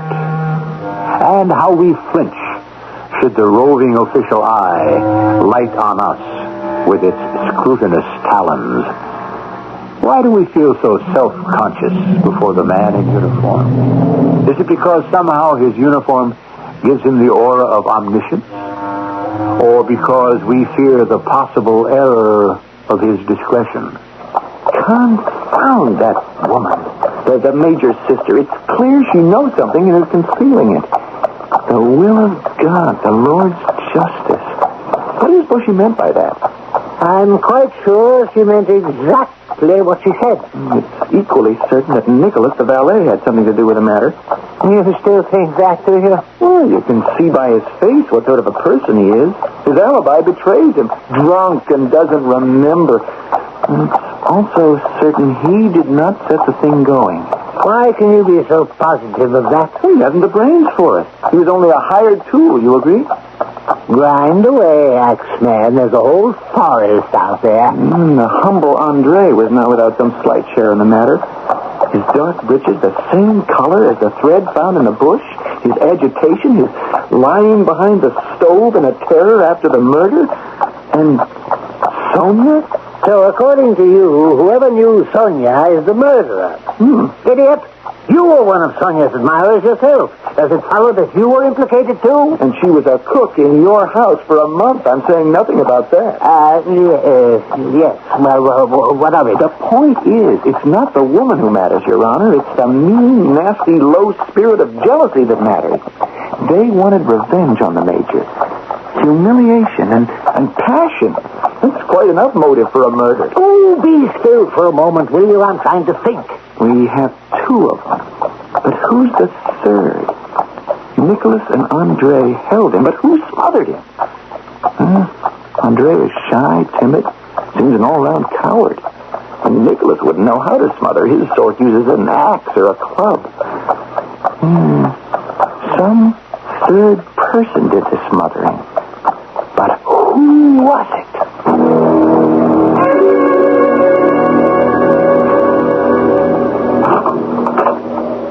Pour us some vodka, will you, while I gather my papers? At once, Your Honor. Devil of it all is, what has happened to the body? Eureka! Huh? Eureka, Your Honor. I can't understand how it didn't occur to me sooner. The third person who acted in concert with those scoundrels Nicholas and Andre and did the actual smothering was a woman. What, a woman? Yes. And I mean none other than the murdered man's sister, Maria. What? Hey, excuse me. Are you drunk?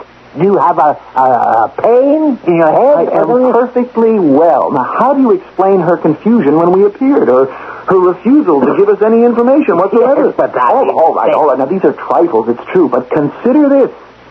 She detested the Major. She never forgave him for living apart from his wife.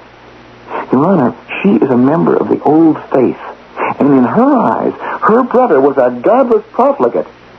That is where the germ of her hatred was hatched. She's a harmless old woman. But look at it from her point of view. They say her brother had succeeded in making her believe he was an angel of Satan. What else should a woman of her fanatical beliefs do? Kill her own brother? To rid the world of an antichrist, of course. In her eyes, it was a religious achievement. It was she and nobody else, even if you cut me open. Well, never mind. I'll answer it myself. Yes? What can I do for you? Your worship, my name is Daniel. I'm a shepherd for Major Klausoff. The former Major Klausoff, that is. God rest his soul. Yes. Well, look, we're quite busy now, really. What is it you want? It's not up to me to say how important it is, but there is something that, in my humble opinion, may be of use to you. I see. Well, come in. Thank you. Last Saturday night, the night they say the Major was murdered, I was a bit drunk, you see, and I was with friends until around midnight. On my way home, because I was drunk, I went into the river for a bath. I was floating about peacefully when I heard noises. I looked up and saw two men walking along the dam. They were carrying something bulky, and they didn't see me. But as they passed by, I plainly saw it was the master they were carrying away. Major Klausoff? Yes. And the two men, could you see their faces? No. Once I saw it was the master they were carrying, I was too frightened to look. Nevertheless... Just a minute, Dukowski. You say you were drunk at the time? Yes. To my shame, I was. But I'm quite sure it was the master. What was he wearing on his feet? Why, nothing. Come to think of it, his feet were bare. It seems obvious to me. It is quite obvious, Dukowski. I don't need you to tell me it is obvious. Two men, did you say? Yes, Your Worship. They must have Nicholas and Andrei arrested at once.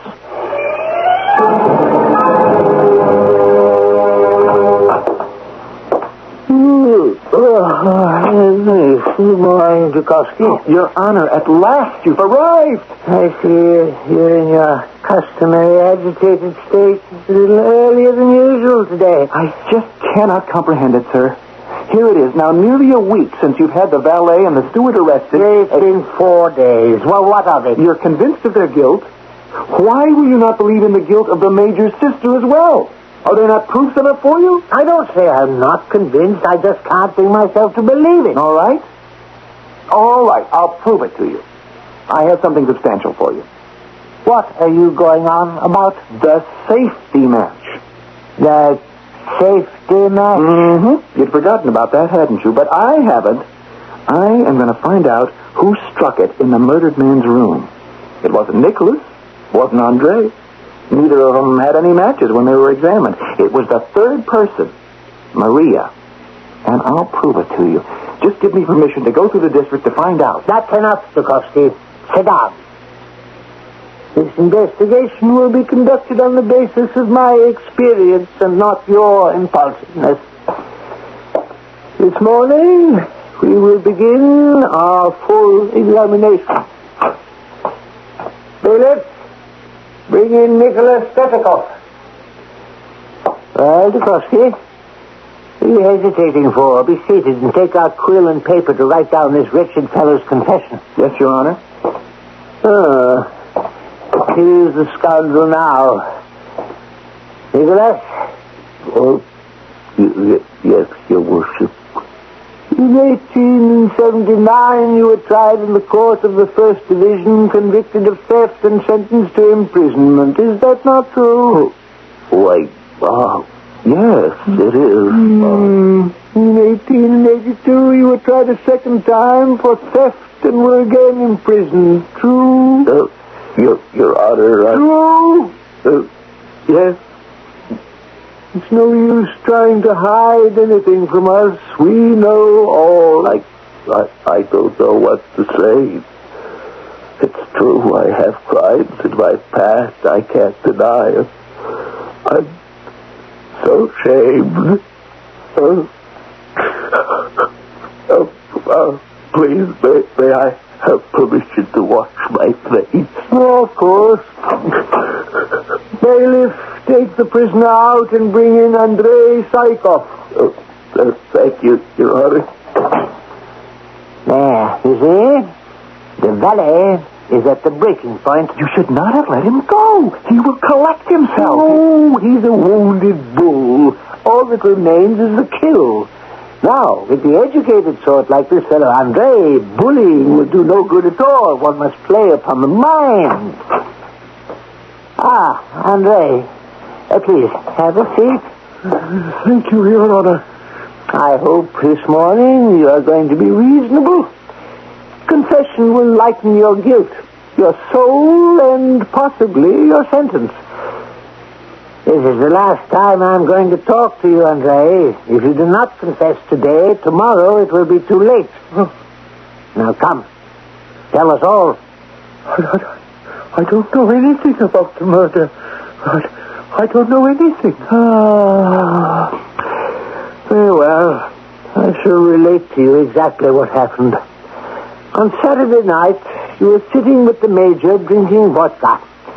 Nicholas, of course, was waiting on you. This much is true. At 1 o'clock, the Major announced his intention of going to bed. It was the Major's habit to retire just at 1. Very good. You see, we know all. So, when he was taking off his boots, you and Nicholas seized the drunken man and threw him onto the bed. Oh, no. This cannot be right. One of you sat on his legs, the other on his head. Then a third person entered, a woman in a black dress, whom you knew well. No. She seized a pillow and began to smother him. While the struggle was going on, the candle went out. The woman took a box of safety matches from her pocket and relit the candle. Was that not so? I can see by your face that I'm speaking the truth. No. I left the Major's. After the deed was done, you pulled him out through the window. Fearing he might come round again, you struck him with something sharp to clinch the foul deed. Then you carried him away, across the dam by the river. What's the matter with you? I'm suffocating. What? I can't breathe. Oh, very well. Have it as you wish. Only let me out, please. Bailiff, lead this man away.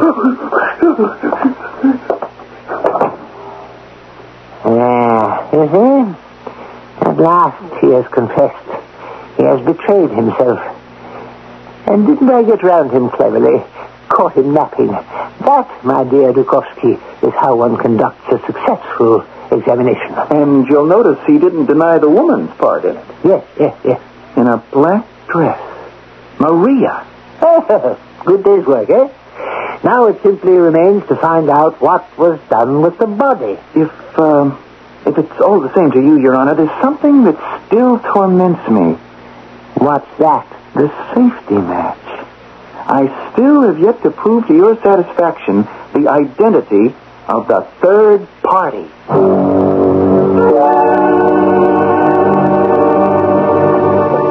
Your Honor? Huh? Oh, Dukovsky. Oh, good. How did your investigation go? Oh, it's very sad, Your Honor. Wasted day, huh? No, don't feel too badly. You don't understand. My investigation has been a success. It has? I have found the third person, the guilty party. The Major's sister? No, it isn't her at all. And you'll never believe me when I tell you what I have found out. The rash charge in where wise men think it a waste of time to tread, to modify the old saying. And sometimes they return with more than their sage elders expected. We might have begun to suspect that the examining magistrate and his secretary were overzealous in their pursuit of a solution to Klausov's murder. But now it seems that Dukovsky, much to his superior's chagrin, has found at last some evidence worthy of the name. I shall return shortly with our final act. This is WBBM in Chicago.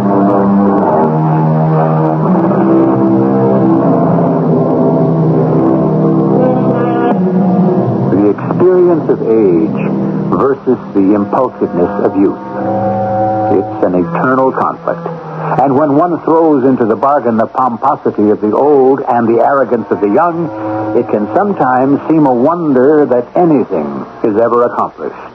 A miracle that the truth is ever discovered at all. You have discovered the identity of the third party? I went to the Major's village. Very methodically, I visited all the little shops, public houses, and dram shops on the road, everywhere. I asked for safety matches, and everywhere they said they hadn't any. Well, I kept this up the whole day, and it was only an hour ago that I got on the track at all. 3 miles from here, only 3 miles. I walked into a shop and asked for the matches, and they gave me a pack of 10 boxes. And how did this put you on the track? The packet was supposed to contain 10 boxes, but in fact, there were only 9. Oh, one was missing. Yes, and I asked the shopkeeper who bought the other box. Such and such a one, she replied. She was pleased with them. Then it is a woman after all. Indeed. But not the Major's sister, not Maria. No. You know who she is? You'll never guess. Olga Petrovna, the Major's wife. What? His own wife. It was she who killed him. Well, you're out of your mind. I tell you, there could be no mistake. It was she who bought the matchbox. The shopkeeper knew her well. Olga Petrovna? It's quite simple. Now, look, to begin with, she smokes. Secondly, she was head over heels in love with the Major even after he refused to live with her. True, they say she used to beat him because she loved him so much. But, nevertheless, this is just not possible. Think of the humiliation she suffered at her late husband's hands when he sent her off to live at her brother's. Now, what would such a woman do? Come along quickly, or it'll be dark. Yes, you're reasoning in circles. I have the proof that you demanded of me. I have spent an entire day getting it. The only box of safety matches purchased in the district was by the murdered man's estranged wife. It makes such sense. I kick myself for not having thought of it before. What pigs we are to disturb a poor lady like this. Patience, Your Honor. In a few moments we shall have the body and the murderess in hand. Really, I'm having very strong misgivings. It's all right. Don't be frightened. We can say that we've broken a spring, or better yet, that our horse has split his hoof. She won't suspect a thing. Oh, you've become quite the young inspector, haven't you? I suppose you'll talk of nothing else but a promotion after this. That we can discuss when I brought this case to its successful conclusion.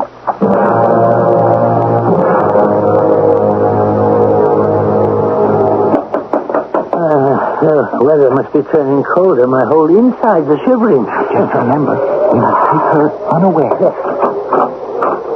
Yes? Madame Klausoff? It is I, Leonard Chubikov, the examining magistrate. Oh, Your Honor. Oh, what a pleasant surprise. Oh, do come in. She seems precious little upset by recent events. Pardon?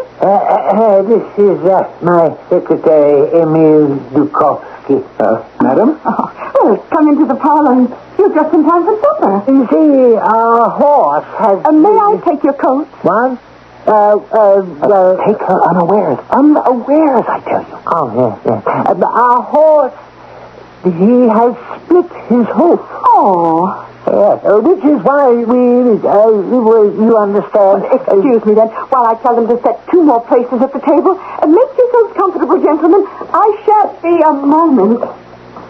Abruptness is of the essence. Now, she's gone off to compose herself. If you ease into your accusation, she'll meet you turn for turn and brazen her way out altogether. Well, do it yourself, then. What? Let me out of it. I've no stomach for it. But well, there we are. All taken care of. The samovar will be out in a moment. Madam, we did not drive over here to take supper with you, or to see your brother. Oh? Oh, I'm sorry. I assumed We came here to ask you, respected madam, where your husband is. My husband? Mm-hmm. Whom you have murdered. What? My husband has been murdered? So, surely you do not pretend to not know of his death. Oh, but it's not possible. It is more than possible, madam, since it was you who did it. I don't understand. I ask you, in the name of the law, where is the major? It's no use dissembling, madam. We know all. You do?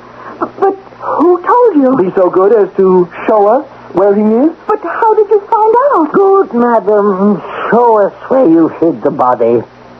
Otherwise, we shall have no choice but to arrest you. Arrest? Did you say arrest me?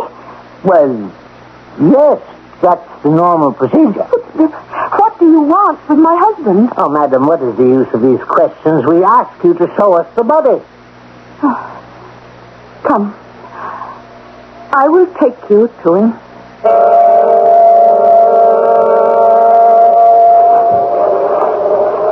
Where are you taking us?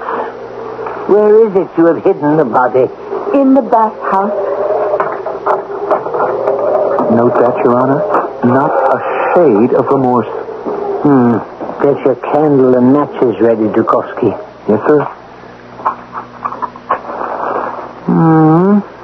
I see nobody in the dressing room here. He is beyond, in the bath itself. She has a fine sense of the bizarre, I must say. Like your English murderers. Hold up the candle. A table, a dish with ham, plates, cutlery. Has she been eating in here as well? Madam, forgive me, but where is the body of your late husband? Up there, on the top tier of the sledding frame. There it is.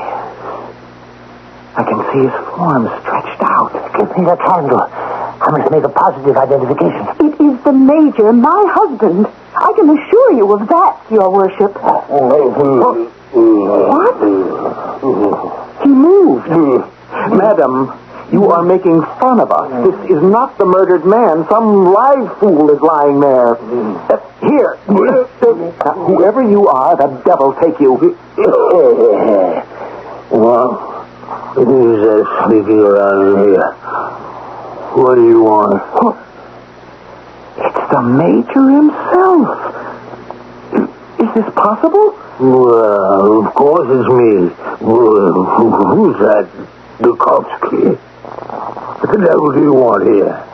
And who's that other fat man down there? Great God. The examining magistrate. What on earth brings you here, my friend? How on earth did you find me?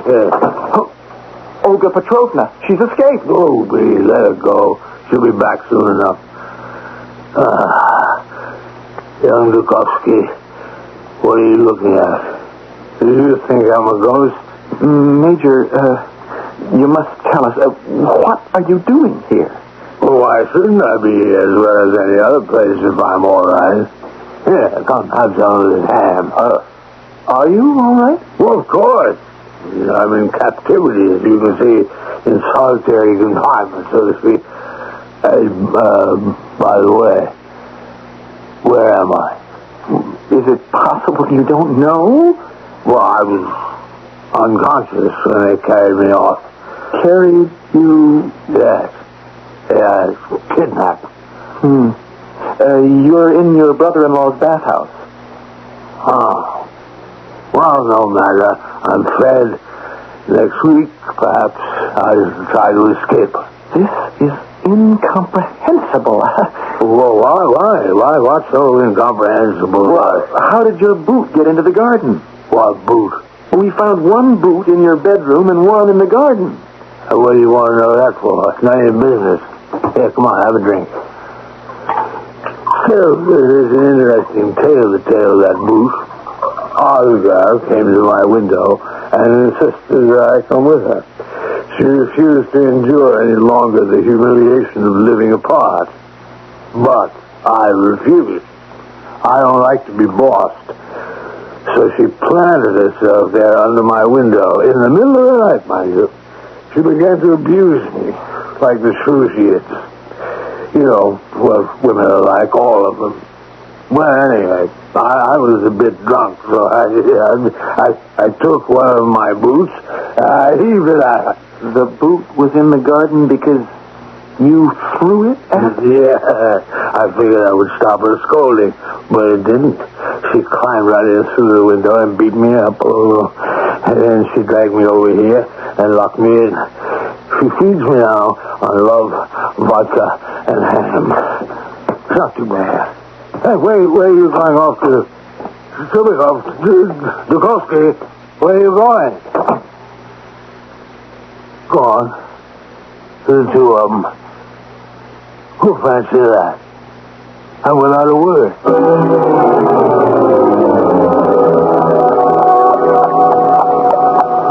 I won't forget this in 1,000 years. But, Your Honor, the safety match. How could I know? Help yourself with your safety match. Don't make me mad, or the devil only knows what I'll do with you. I never want to hear one of your theories again.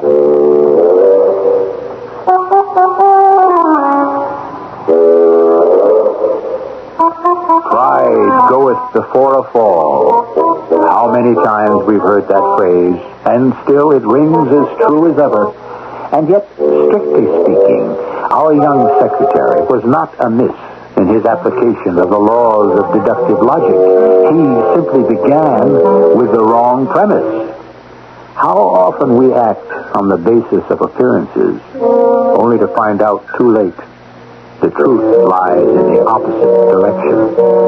I shall return shortly with a final word.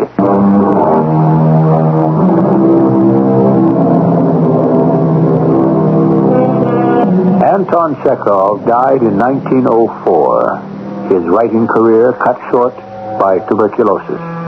As a doctor, he had long since diagnosed his condition, and he knew he was dying, even as he created his most brilliant works, which adds a special poignancy to his gentle, wry observations about the human species.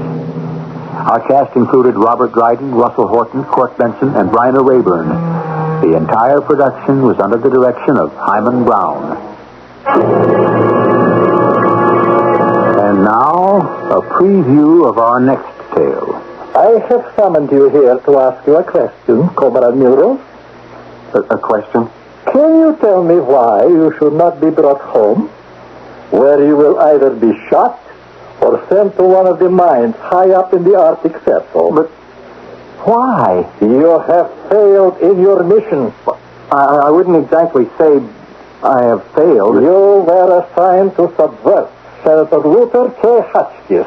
Yes, I know that. To make the senator decide that the states of California, Texas, New Mexico, and Arizona are legally in the possession of the government of Mexico. I understand that, Comrade Snapper. To have Hotchkiss introduce a resolution on the floor of the Senate to have these territories restored to their legal and rightful owners. Radio Mystery Theater was sponsored in part by True Value Hardware Stores. This is E.G. Marshall inviting you to return to our Mystery Theater for another adventure in the macabre. Until next time, pleasant dreams.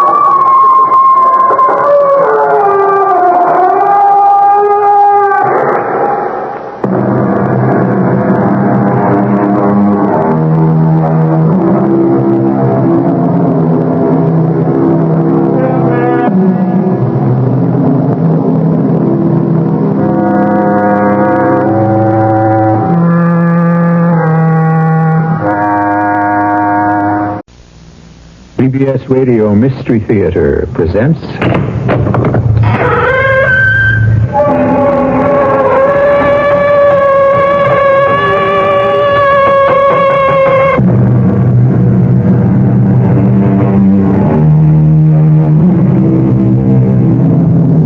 Come in. Welcome. I'm E.G. Marshall. October 31st is a date of deep antiquity. In the Christian calendar, It is the day before All Souls Day, All Hallows Day, the eve of which is known as Halloween. A time for trick-or-treat and benevolent mischief, long celebrated by children. But the history of this eve is mephistic and malevolent. In the Celtic calendar, those brooding, dark, bloody people celebrated it as the last day of the year. A day given over to witches and warlocks and their sinful and wicked revels. We found her this morning, ma'am. Just the other side of Grant's Woods. The child was dead. Oh, my dear. How? Well, that's the question. She'd been savaged by... Well, if it wasn't for the fact we ain't had a panther, a cougar, or a mountain lion in this area for the last 20 years, I'd figure one of them for the cause. It wasn't... What do you figure? Well, Miss Taylor, that's just what brought me to you.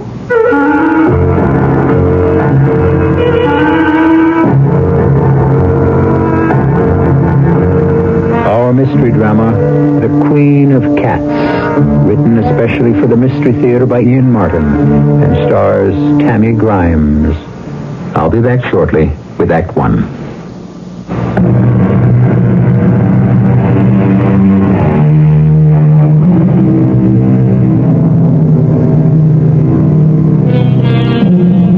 If I were to mention casually lycanthropy, kinanthropy, or let's say versipellis, I doubt if the words would stir any emotion.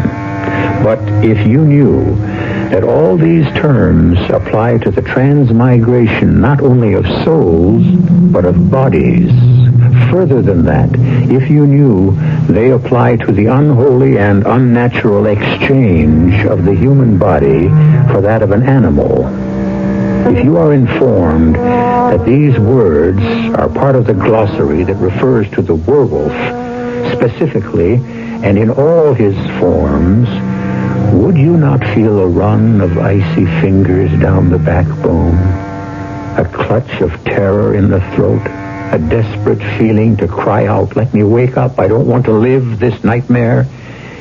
If you don't, just turn off the dial.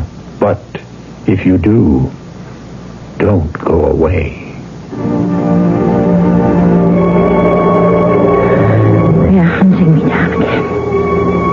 They are hunting me down tonight again. As they have through all recorded history. The bullets whistle through the air and jump around as they thud and flee. In other years, they would have been arrows before that spears. The same swish. The same flunk as they find a mark. Only century after century, they travel faster and make more noise. Yet today I have less concern, for I know none of the weapons turned against me. The sharp oaken stake is a literary anachronism. Besides, even if I'm it, what does it matter? I have 99 times 9 lives to use up since the dawn of time. 9 times more than the lesser gods.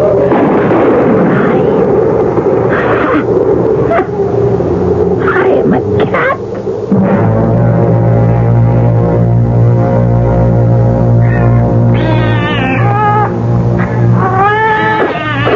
Pussy, now behave yourself. Plenty for all. Napoleon, here. Marie Antoinette, behave yourself and no cake. Now then, there we are. Plenty for all. Good wholesome food. Oh, dear. Why do people always drop in unexpectedly at dinner time? Coming! All right, now be good, kiddies. Maybe a new brother or sister is coming to join you. Yes, can I help you?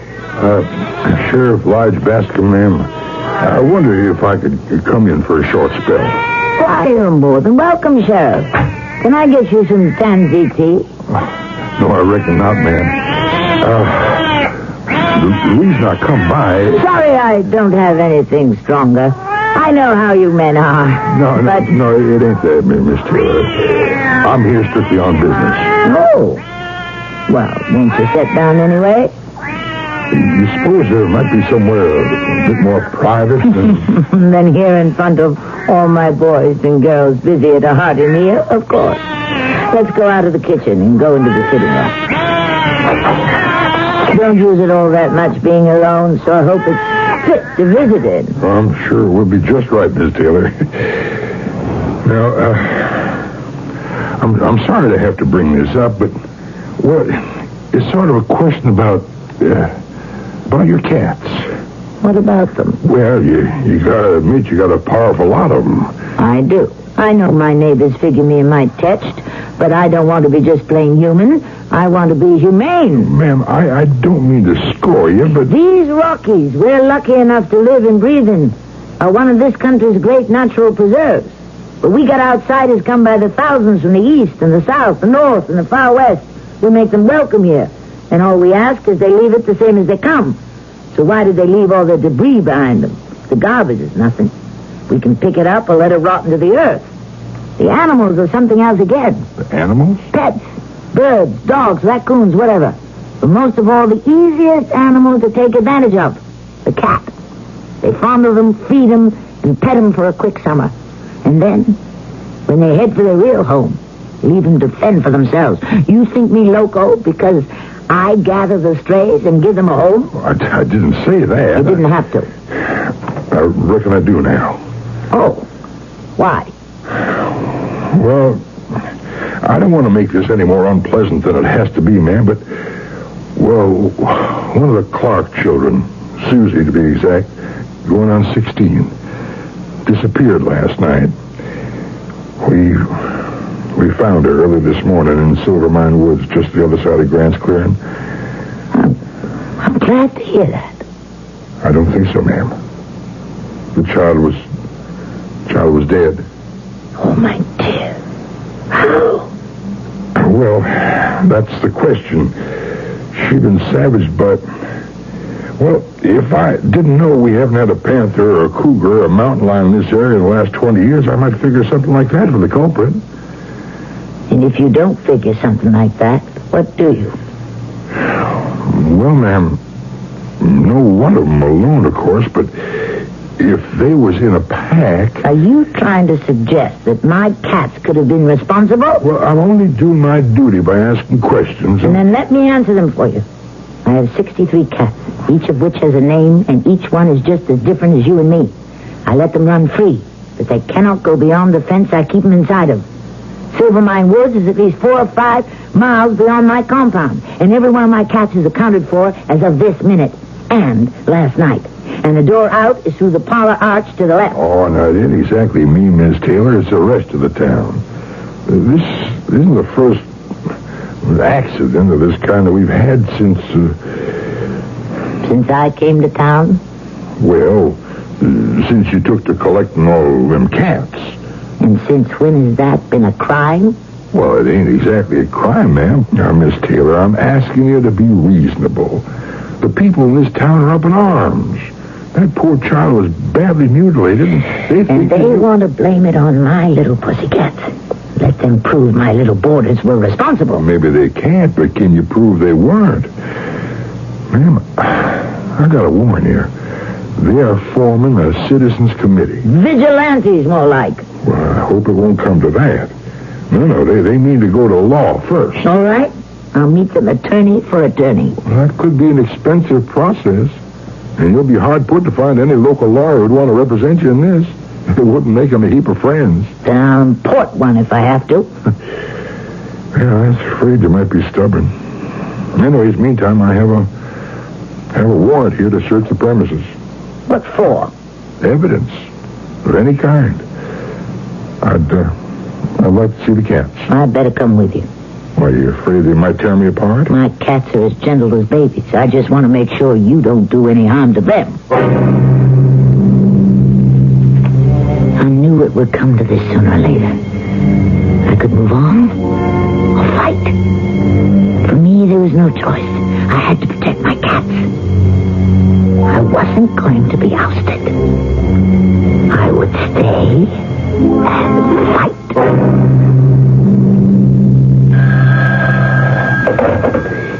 the office of Anthony Reddick, attorney at law. Well, come in. The door's open. Mr. Reddick isn't here, but I expect him back from court any moment. Be with you in a minute. Please, sit down. Yes, sir. Well, you see, I'm not his regular secretary. I'm just his landlord. Yes, sir. I'll tell Mr. Reddick to call you back. Ma'am, did you want to see Mr. Reddick? Quiet, Harris. Yes, miss, I do. He should be back any moment. Could you wait? I think so. I'm quite good at it. I'm sure he could make time to see you. I'm sure he could, since he doesn't have any other clients. I beg your pardon? Why, that's not true. Of course it is. That's why I'm here. But it's very brave of you to cover up for him. I'm not covering up. But as his secretary... Oh, my dear, you're not his secretary. How do you know? Because I'm a very old lady who knows a great deal more about too many things than possibly she ought to. Hey, Carrie, I'm sorry, but they didn't have any yogurt at the... This is a client, Tony. I didn't have a chance to get her name. Hush, Harris. My name is Mrs. Taylor, Mr. Reddick. Well, how do you do? Honey, Carrie, if you want to take the groceries while I take Mrs. Taylor into the office and, hey, that's quite an amazing cat. Yes, she's my most favorite. Although one shouldn't have favorites. What breed is she? I don't think Harris could be confined to any one breed. She's unique. Very special cat. An original. Shall we all go in together? Oh, I don't think I'd... I didn't mean you, dear. I meant Mr. Reddick and me and Harris. You see, she and I are never really separated. I saw the girl's puzzled look, but I didn't stop to explain. How could I? That Harris was my other self. Or one of them. My mirror image. Or one of them. I wondered to myself as I followed this young man into his inner office what he might think if he could see Harris. Human shape. That other reflection of me. Someday he would. For he drew me, this young man, with his blonde Viking looks and the sinuous, easy ripple of his muscles that I could see beneath his clothes as he moved. For a long time. And desire, like a sleeping snake, uncoiled and undulated all along the old body I had lived in too long. But first came safety, as I told him what had brought me there. Well, from what you tell me, I don't think you have any real problem, Mrs. Taylor. But you're afraid to take my case. I didn't say that. Then why do you hesitate? Well, I am a lawyer. I should take a look into it first of all. You think my cats are responsible for the child's death? Not if what you tell me is true. Hush, Harris. You see, it isn't only my cats I'm afraid for. I beg pardon? Mass hysteria. Mob violence. I'm an old woman alone. I could be in danger, too. I need help. Please. I don't think you have anything to be afraid of. Well, neither of us do. If you want me, Mrs. Taylor, you have me. And like they say in the old funny story, that goes for your cat, too. Nothing to be afraid of. Oh, my naive and trusting young lawyer, my need for you was far different than the other life force which drove me to reach for sustenance, but no less strong. You were my desire, my blonde and trusting love god. And although you couldn't know it yet, like the queen bee and the chosen drone, your fate was written in fire and destruction. Your doom was sealed.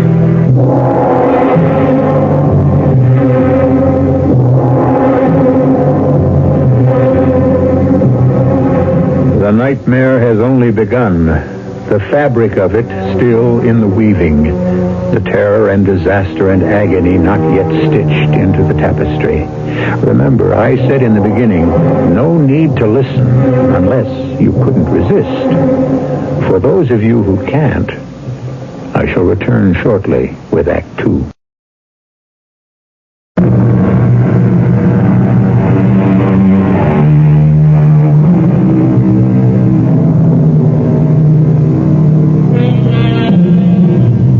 sweet old lady, Sarah Taylor, lives with 63 stray cats that she cares for. Many people, out of compassion, are kind enough to sacrifice something of themselves to help and care for defenseless and abandoned animals. But this old lady is a very special lady, a Halloween figure of monstrous and terrifying evil. If you haven't guessed that already, you will shortly begin to find out. Hush, my darling. Your mother is taking care of all of you. You have nothing to fear. Let those who move against us learn to cower in terror. As long as the moon is full, we rule the nights. Ours is the power and the glory. You will inherit the world, and I am your queen in whatever guise I choose to cloak myself.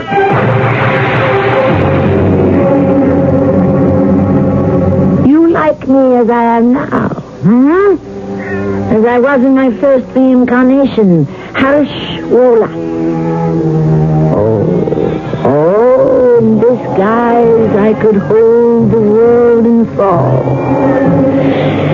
But I need the flesh of virgins to keep this flesh whole and viable, and the chase is seldom worth the effort.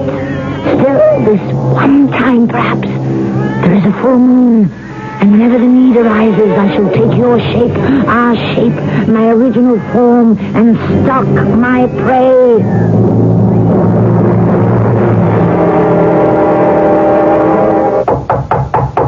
Come in.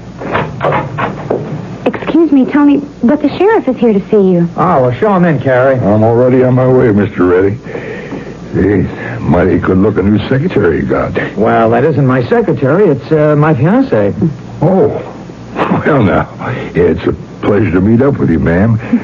You're not from these parts? No, up north. Collins. But we met in the east at college. Carrie, this is Sheriff Elijah Bascom. Howdy. How are you, Sheriff? Well, a whole lot better just to see someone as pert and pretty as you, ma'am. Tony, when's the big day? Ooh, late spring, I guess, soon as Carrie's graduated. I'm just out here on a visit, Sheriff. Between terms. I do get to miss the man. I wonder, Miss Chisholm, if you could leave me here with Tony, Mr. Reddick for a minute. I got some official business with him. Oh, of course. Look, honey, why don't you go back to the hotel? You don't have to tie yourself up here. But I like it here. Besides, I have some official business with you myself. Just as soon as you're free. Bye, Sheriff. Nice meeting you. Bye, Miss Chisholm. Tony. Why'd you have to go mix into this whole mess with Sarah Taylor and her damn cats? I think the town is giving a very sweet and kind old lady a raw deal. Sweet and kind, my foot. She's a crack brain. Not just because she digs cats? One cat, two, three, four maybe, but 63? Come on. You think that's natural? For her, yeah. She's a little eccentric, but you know as well as I do that she isn't breaking any laws. What's the idea of harassing her? You know, you're leaning on her, Leach. Sure, I'm leaning on her. You want to know why? Because the whole town's scared and is pushing and pressuring me. Now, you don't seriously think these mysterious deaths in the past year have anything to do with her cats? Where's the evidence? Well, there isn't any.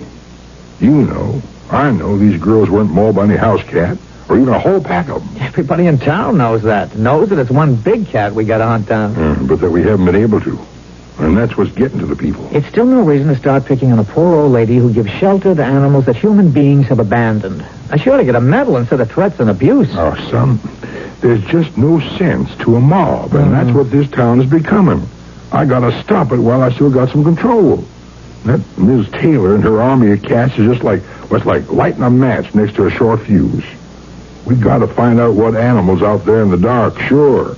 But till we do, we also got to get rid of all them cats, or this town's going to explode high, wide, and fancy.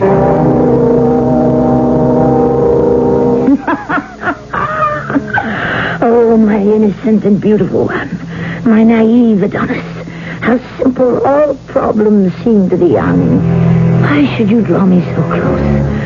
You have known the heights and the depths, to whom all carnal knowledge is not only familiar, but a frequent indulgence. And yet, the old, inescapable desire, The hope and compulsion makes the phoenix rise again and again from the ashes. It was the girl who began it all. She walked into my parlor by herself. Mrs. Taylor? Yes? I don't know if you remember me, but... Of course I do, my dear.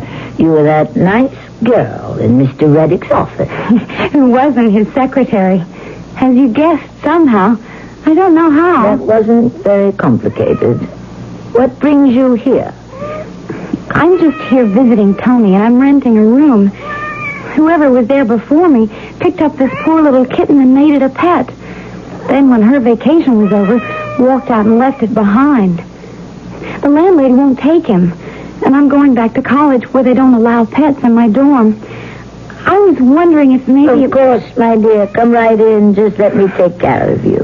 First of all, give me the little kitty. Has he been fed? Oh, yes. Then we'll just put him out with the rest of the boys and girls to play. You see, they have the whole backyard to frolic in. It's over an acre. No. Playtime isn't over. No one comes back in the house yet. Here's a new friend for you. Sometimes they really are a handful. I don't know how you manage without any help. Oh, I manage. I'm not completely alone, you know. I have my, a relative is always with me. Tell me, did Tony send you? Tony? No. Why? I thought he might be doing a little checking up on me before he takes me as his client. Oh, no. Honestly, this was my idea. I don't meddle in Tony's business ever. Then I'm sure you'll make him a very good wife. You are going to be married, aren't you? Oh, yes. This spring when I graduate. So, what is it you studied that is so important? Oh, a sort of obscure field that I'm sure you wouldn't be very interested in. Parapsychology. Just what is that? Well, it's the study of, experiences and happenings beyond a natural explanation. You mean the supernatural? Well, depending on the definition. I mean ghosts and spirits and vampires and werewolves and the like. Well, you know, that's why it's sort of hard to explain to someone who... Well, I mean, I don't mean you couldn't understand, but... Well, it's a science. See, not a superstition. The real supernatural. Something we aren't yet ready to explain. Like ESP. ESP? Extrasensory perception. You know, it's like clairvoyance or precognition. My, such big words. Oh, I didn't mean to be a bore. Oh, not at all, my dear. You have all my interest. Tell me, are you like that? I mean, can you see things in advance or get messages from another world? Well, I'm not sure yet. I think. That's why I'm studying, but, I haven't yet proved it all the way. Maybe it would be better if you didn't. Tell me, when do you have to go back east? Well, Tony's driving me to Denver on Tuesday. I fly from there. Then you only have a couple of days left? That's right. Then I disappear. Disappear? Tell me, are you going straight back to college or university or whatever you call it? College. And as a matter of fact, I'm not going straight back. I guess it's a little wanderlust. But I'm making a couple of stopovers on the way. You know, drop in on some old friends. Going to be out of touch, Well, never really thought of it that way. But yeah, I guess I am. I really must run now. I can't thank you enough about the kitten. And I guess maybe I should say goodbye. Of course. I shouldn't think we'll be seeing each other again. Goodbye, my dear. Goodbye. You might tell your Tony I'd like to see him as soon as he has time for me. I watched her move away from me, lithe, long-limbed, her stride loose and easy with the spring of youth. How I envied her for being young and for being carefree and for knowing that soon she would be beside that vital man, Tony, touching, loving, and being loved. The winds of change are blowing again. I feel the pull of the moon, the call of all the ancient carnal appetites stirring in me, the heady scent of blood in my nostrils. Death is in the air. I feel its trailing scars touching me like smoke, swirling about me, tempting me to destruction. But whose destruction? And is it worth the risk?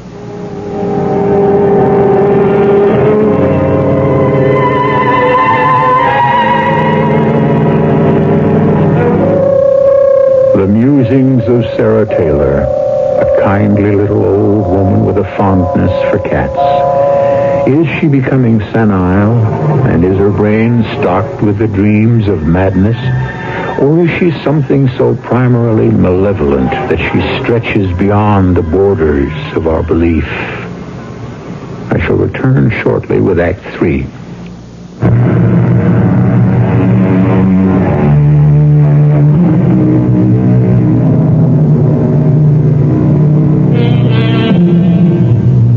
In J.M. Barrie's play, Peter Pan, the tiny sliver of darting, reflecting light, who is called Tinkerbell, when she is dying and fading from the light of the world, is revived by Peter Pan's fervent plea to the audience.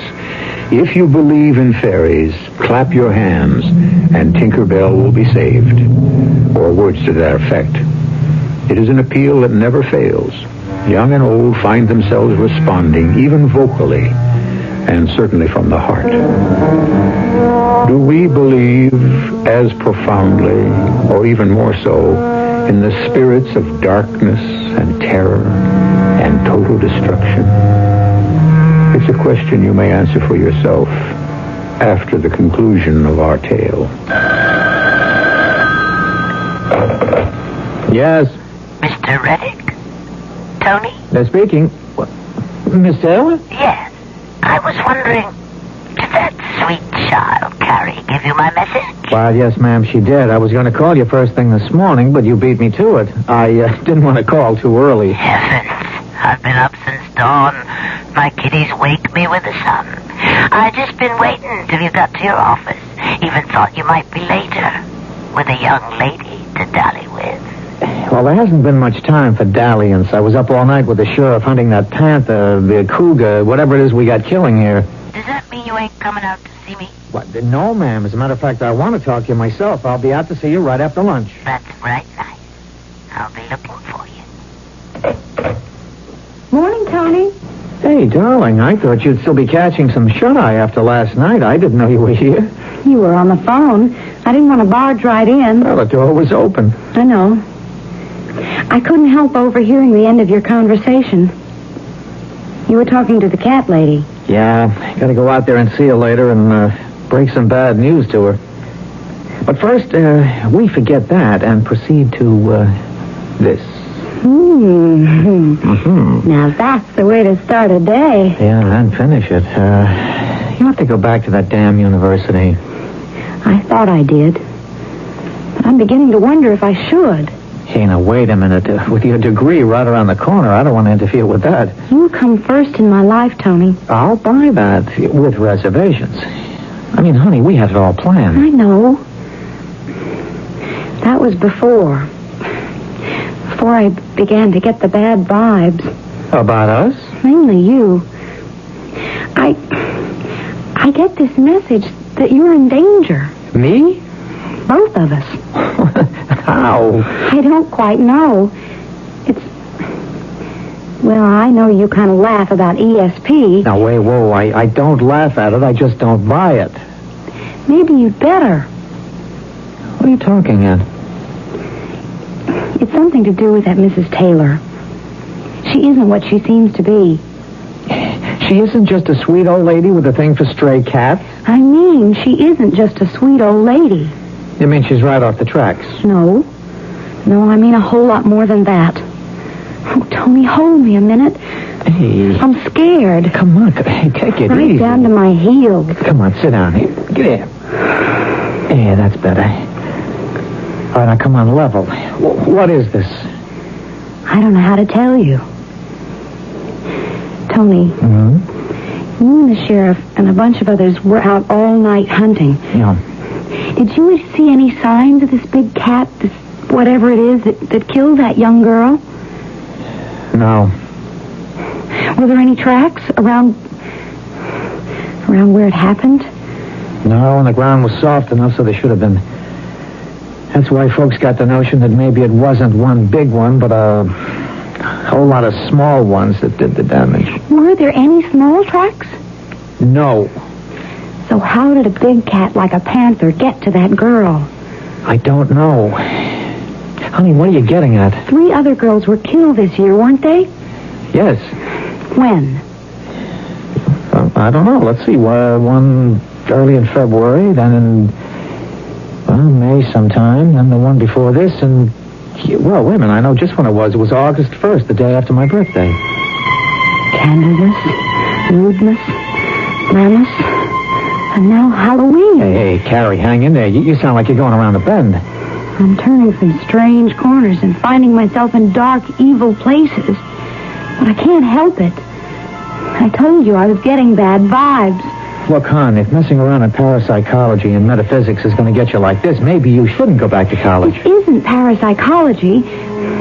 Exactly. It's just... Tony, part of our courses are not in science, but in history. I mean, we have to study the Kabbalah, demonology, witchcraft, and so on. But that's just superstition, a perversion of anything that's really scientifically supernatural. Right at this moment, I'm not sure, Tony. Don't go and see Mrs. Taylor, please. Honey, I've got to. She's a client. And why not? Because it's full moon. It's Halloween. And whether or not you think I'm crazy, I think she's a witch. Witch. The meddling little fool with her childish dabblings into a world far beyond her. If she thought she had special perceptions, had she no knowledge of how rudimentary they were, and how sophisticated and total mine are? But now she has loosed the winds of disaster, and no one can blow them out but themselves, unless both she and her man-slave are destroyed before their knowledge can infect and drive an already uneasy town into an unchecked witch hunt. But first, one last effort to calm his suspicions, and someone better than me for that. Harish, the spellbinding, the sensual, the supreme, salacious epitome of man's basest desire. Shamalot! Yes, mistress of my soul. Harish, my domestic familiar, I give you back your own shape as you began when you first evolved from the cat, and I adjure you this: capture and enslave the young man Tony Reddick. Wash his mind of all suspicion of me and us and ours and of the child woman who put it there. It shall be done. It will be done. I so command you in the name of him whose name must never be said aloud. Do not fail. I will not fail. If you do, you will send us back to full slavery as a beast, and you and I will cease to exist from now till the end of time. Go. He is here.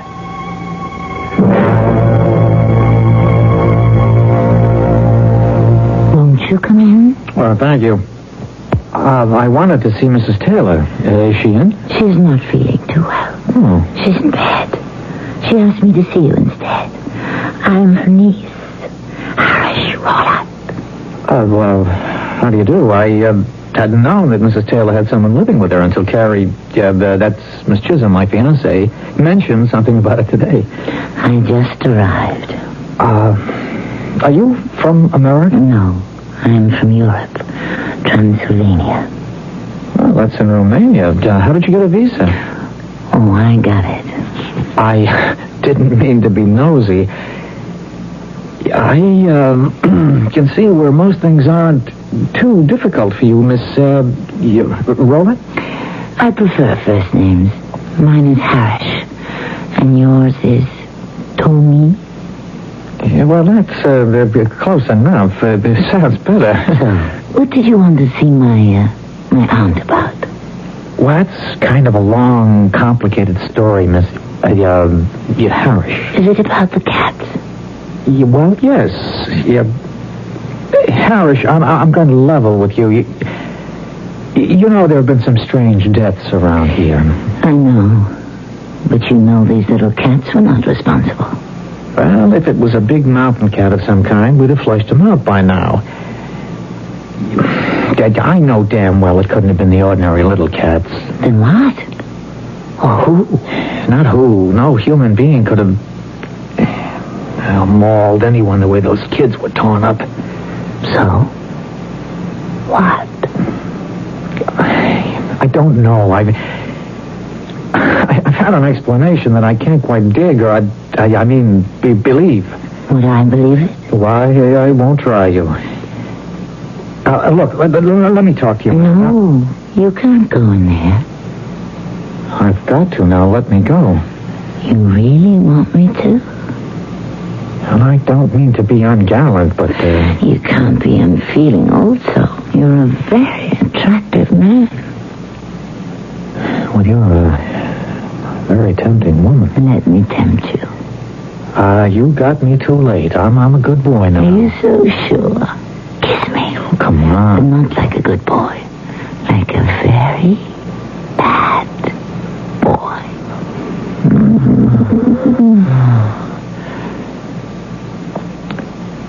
Wow.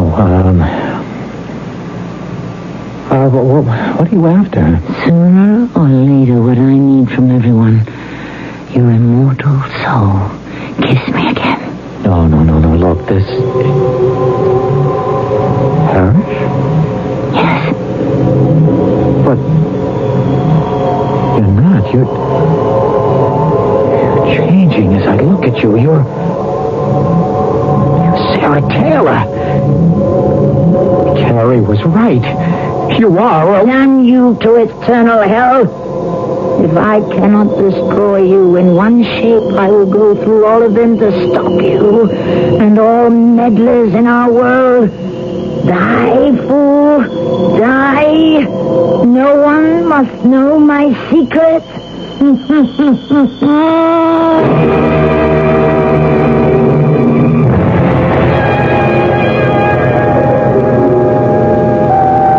How is he, Sheriff? Well, I can't rightly tell you, Miss Chisholm. He wasn't marked up too bad, but he sure lost a lot of blood. What happened? He got me. I had a show cause order from the health department. I took it out to Miss Taylor's. Well, when I got there, the door was open. I didn't get no answer, and when I went in, well, that's when I found Tony. Where was Mrs. Taylor? I don't know. Unless one of them cats carried her off. A cat? Look, ma'am, I got there just at dusk, and I had a deputy with me. We both seen a big mountain cat. Only one such I never seen. Loping away just as we got there. I sent a couple of shots after her, but I missed. But it wasn't carrying anyone. Oh, no. If it was an animal like that, well, there must have been two. And the first one carried off Miss Taylor. Or the one you shot at was Mrs. Taylor. Now, Miss Chisholm, I listened to all you said, but I'm a plain man, and even at Halloween, I don't take so good to tricks and superstition. Okay, you don't believe me. Now, I ain't had no college education. Never mind that. You have a posse going hunting that cat? Sure have. It's caused enough damage. Can I come along? Oh, no, I don't know about that. Elijah Baskin, you know my father was D.J. Chisholm. He taught me to shoot and handle a gun since the day I was 12. It's a day of women's liberation, and besides, I'm the only one of you can carry an old Sharps rifle that's fitted to fire its own ammo. Yeah, but it ain't much of a recommendation. You better change your mind. The bullets in my magazine bag are the only thing that'll bring your black mountain cat down.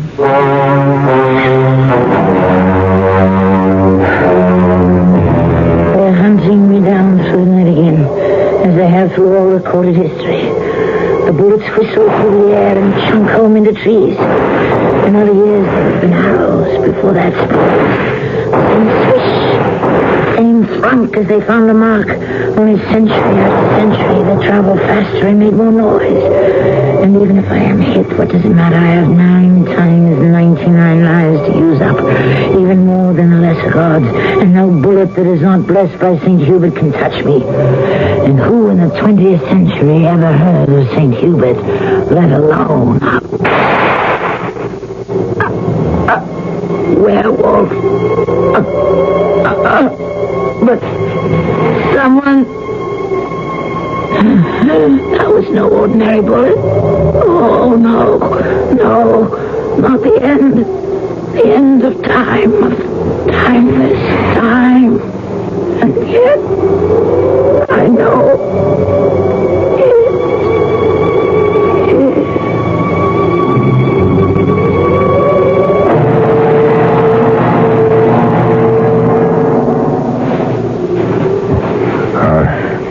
I guess I owe you an apology, Miss Chisholm. Why? Well, you was the one brought that cat down. I only fired the gun. A bullet found the mark. You aimed it. But God drove it home. Pardon?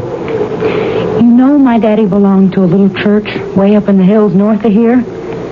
I don't even know to this day what denomination it was, but it was called St. Hubert's. My daddy always said he was the patron saint of hunters. And he claimed every bullet he owned was blessed by the church. It was one of those I fired. But I fired at a black cat. Good Lord.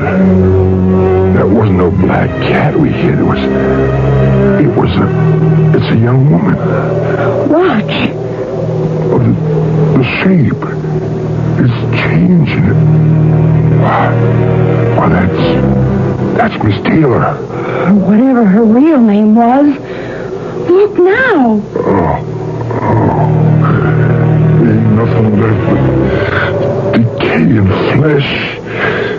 Oh, and even that's gone now. It's just a skeleton. And the bones of which are turning to dust. You know something, Sheriff? No one will ever believe what we have seen. Something as old as time. A werewolf in all its aspects. The best of which is dead. Forever.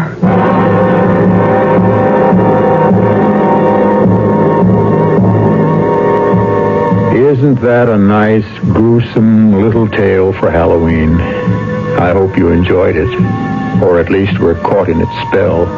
If you were, have no worries, because I can assure you that, like the witch in The Wizard of Oz, ding dong, this wicked old witch is dead. I'll be back shortly. This is E.G. Marshall inviting you to return to our Mystery Theater for another adventure in the macabre. Until next time, pleasant dreams.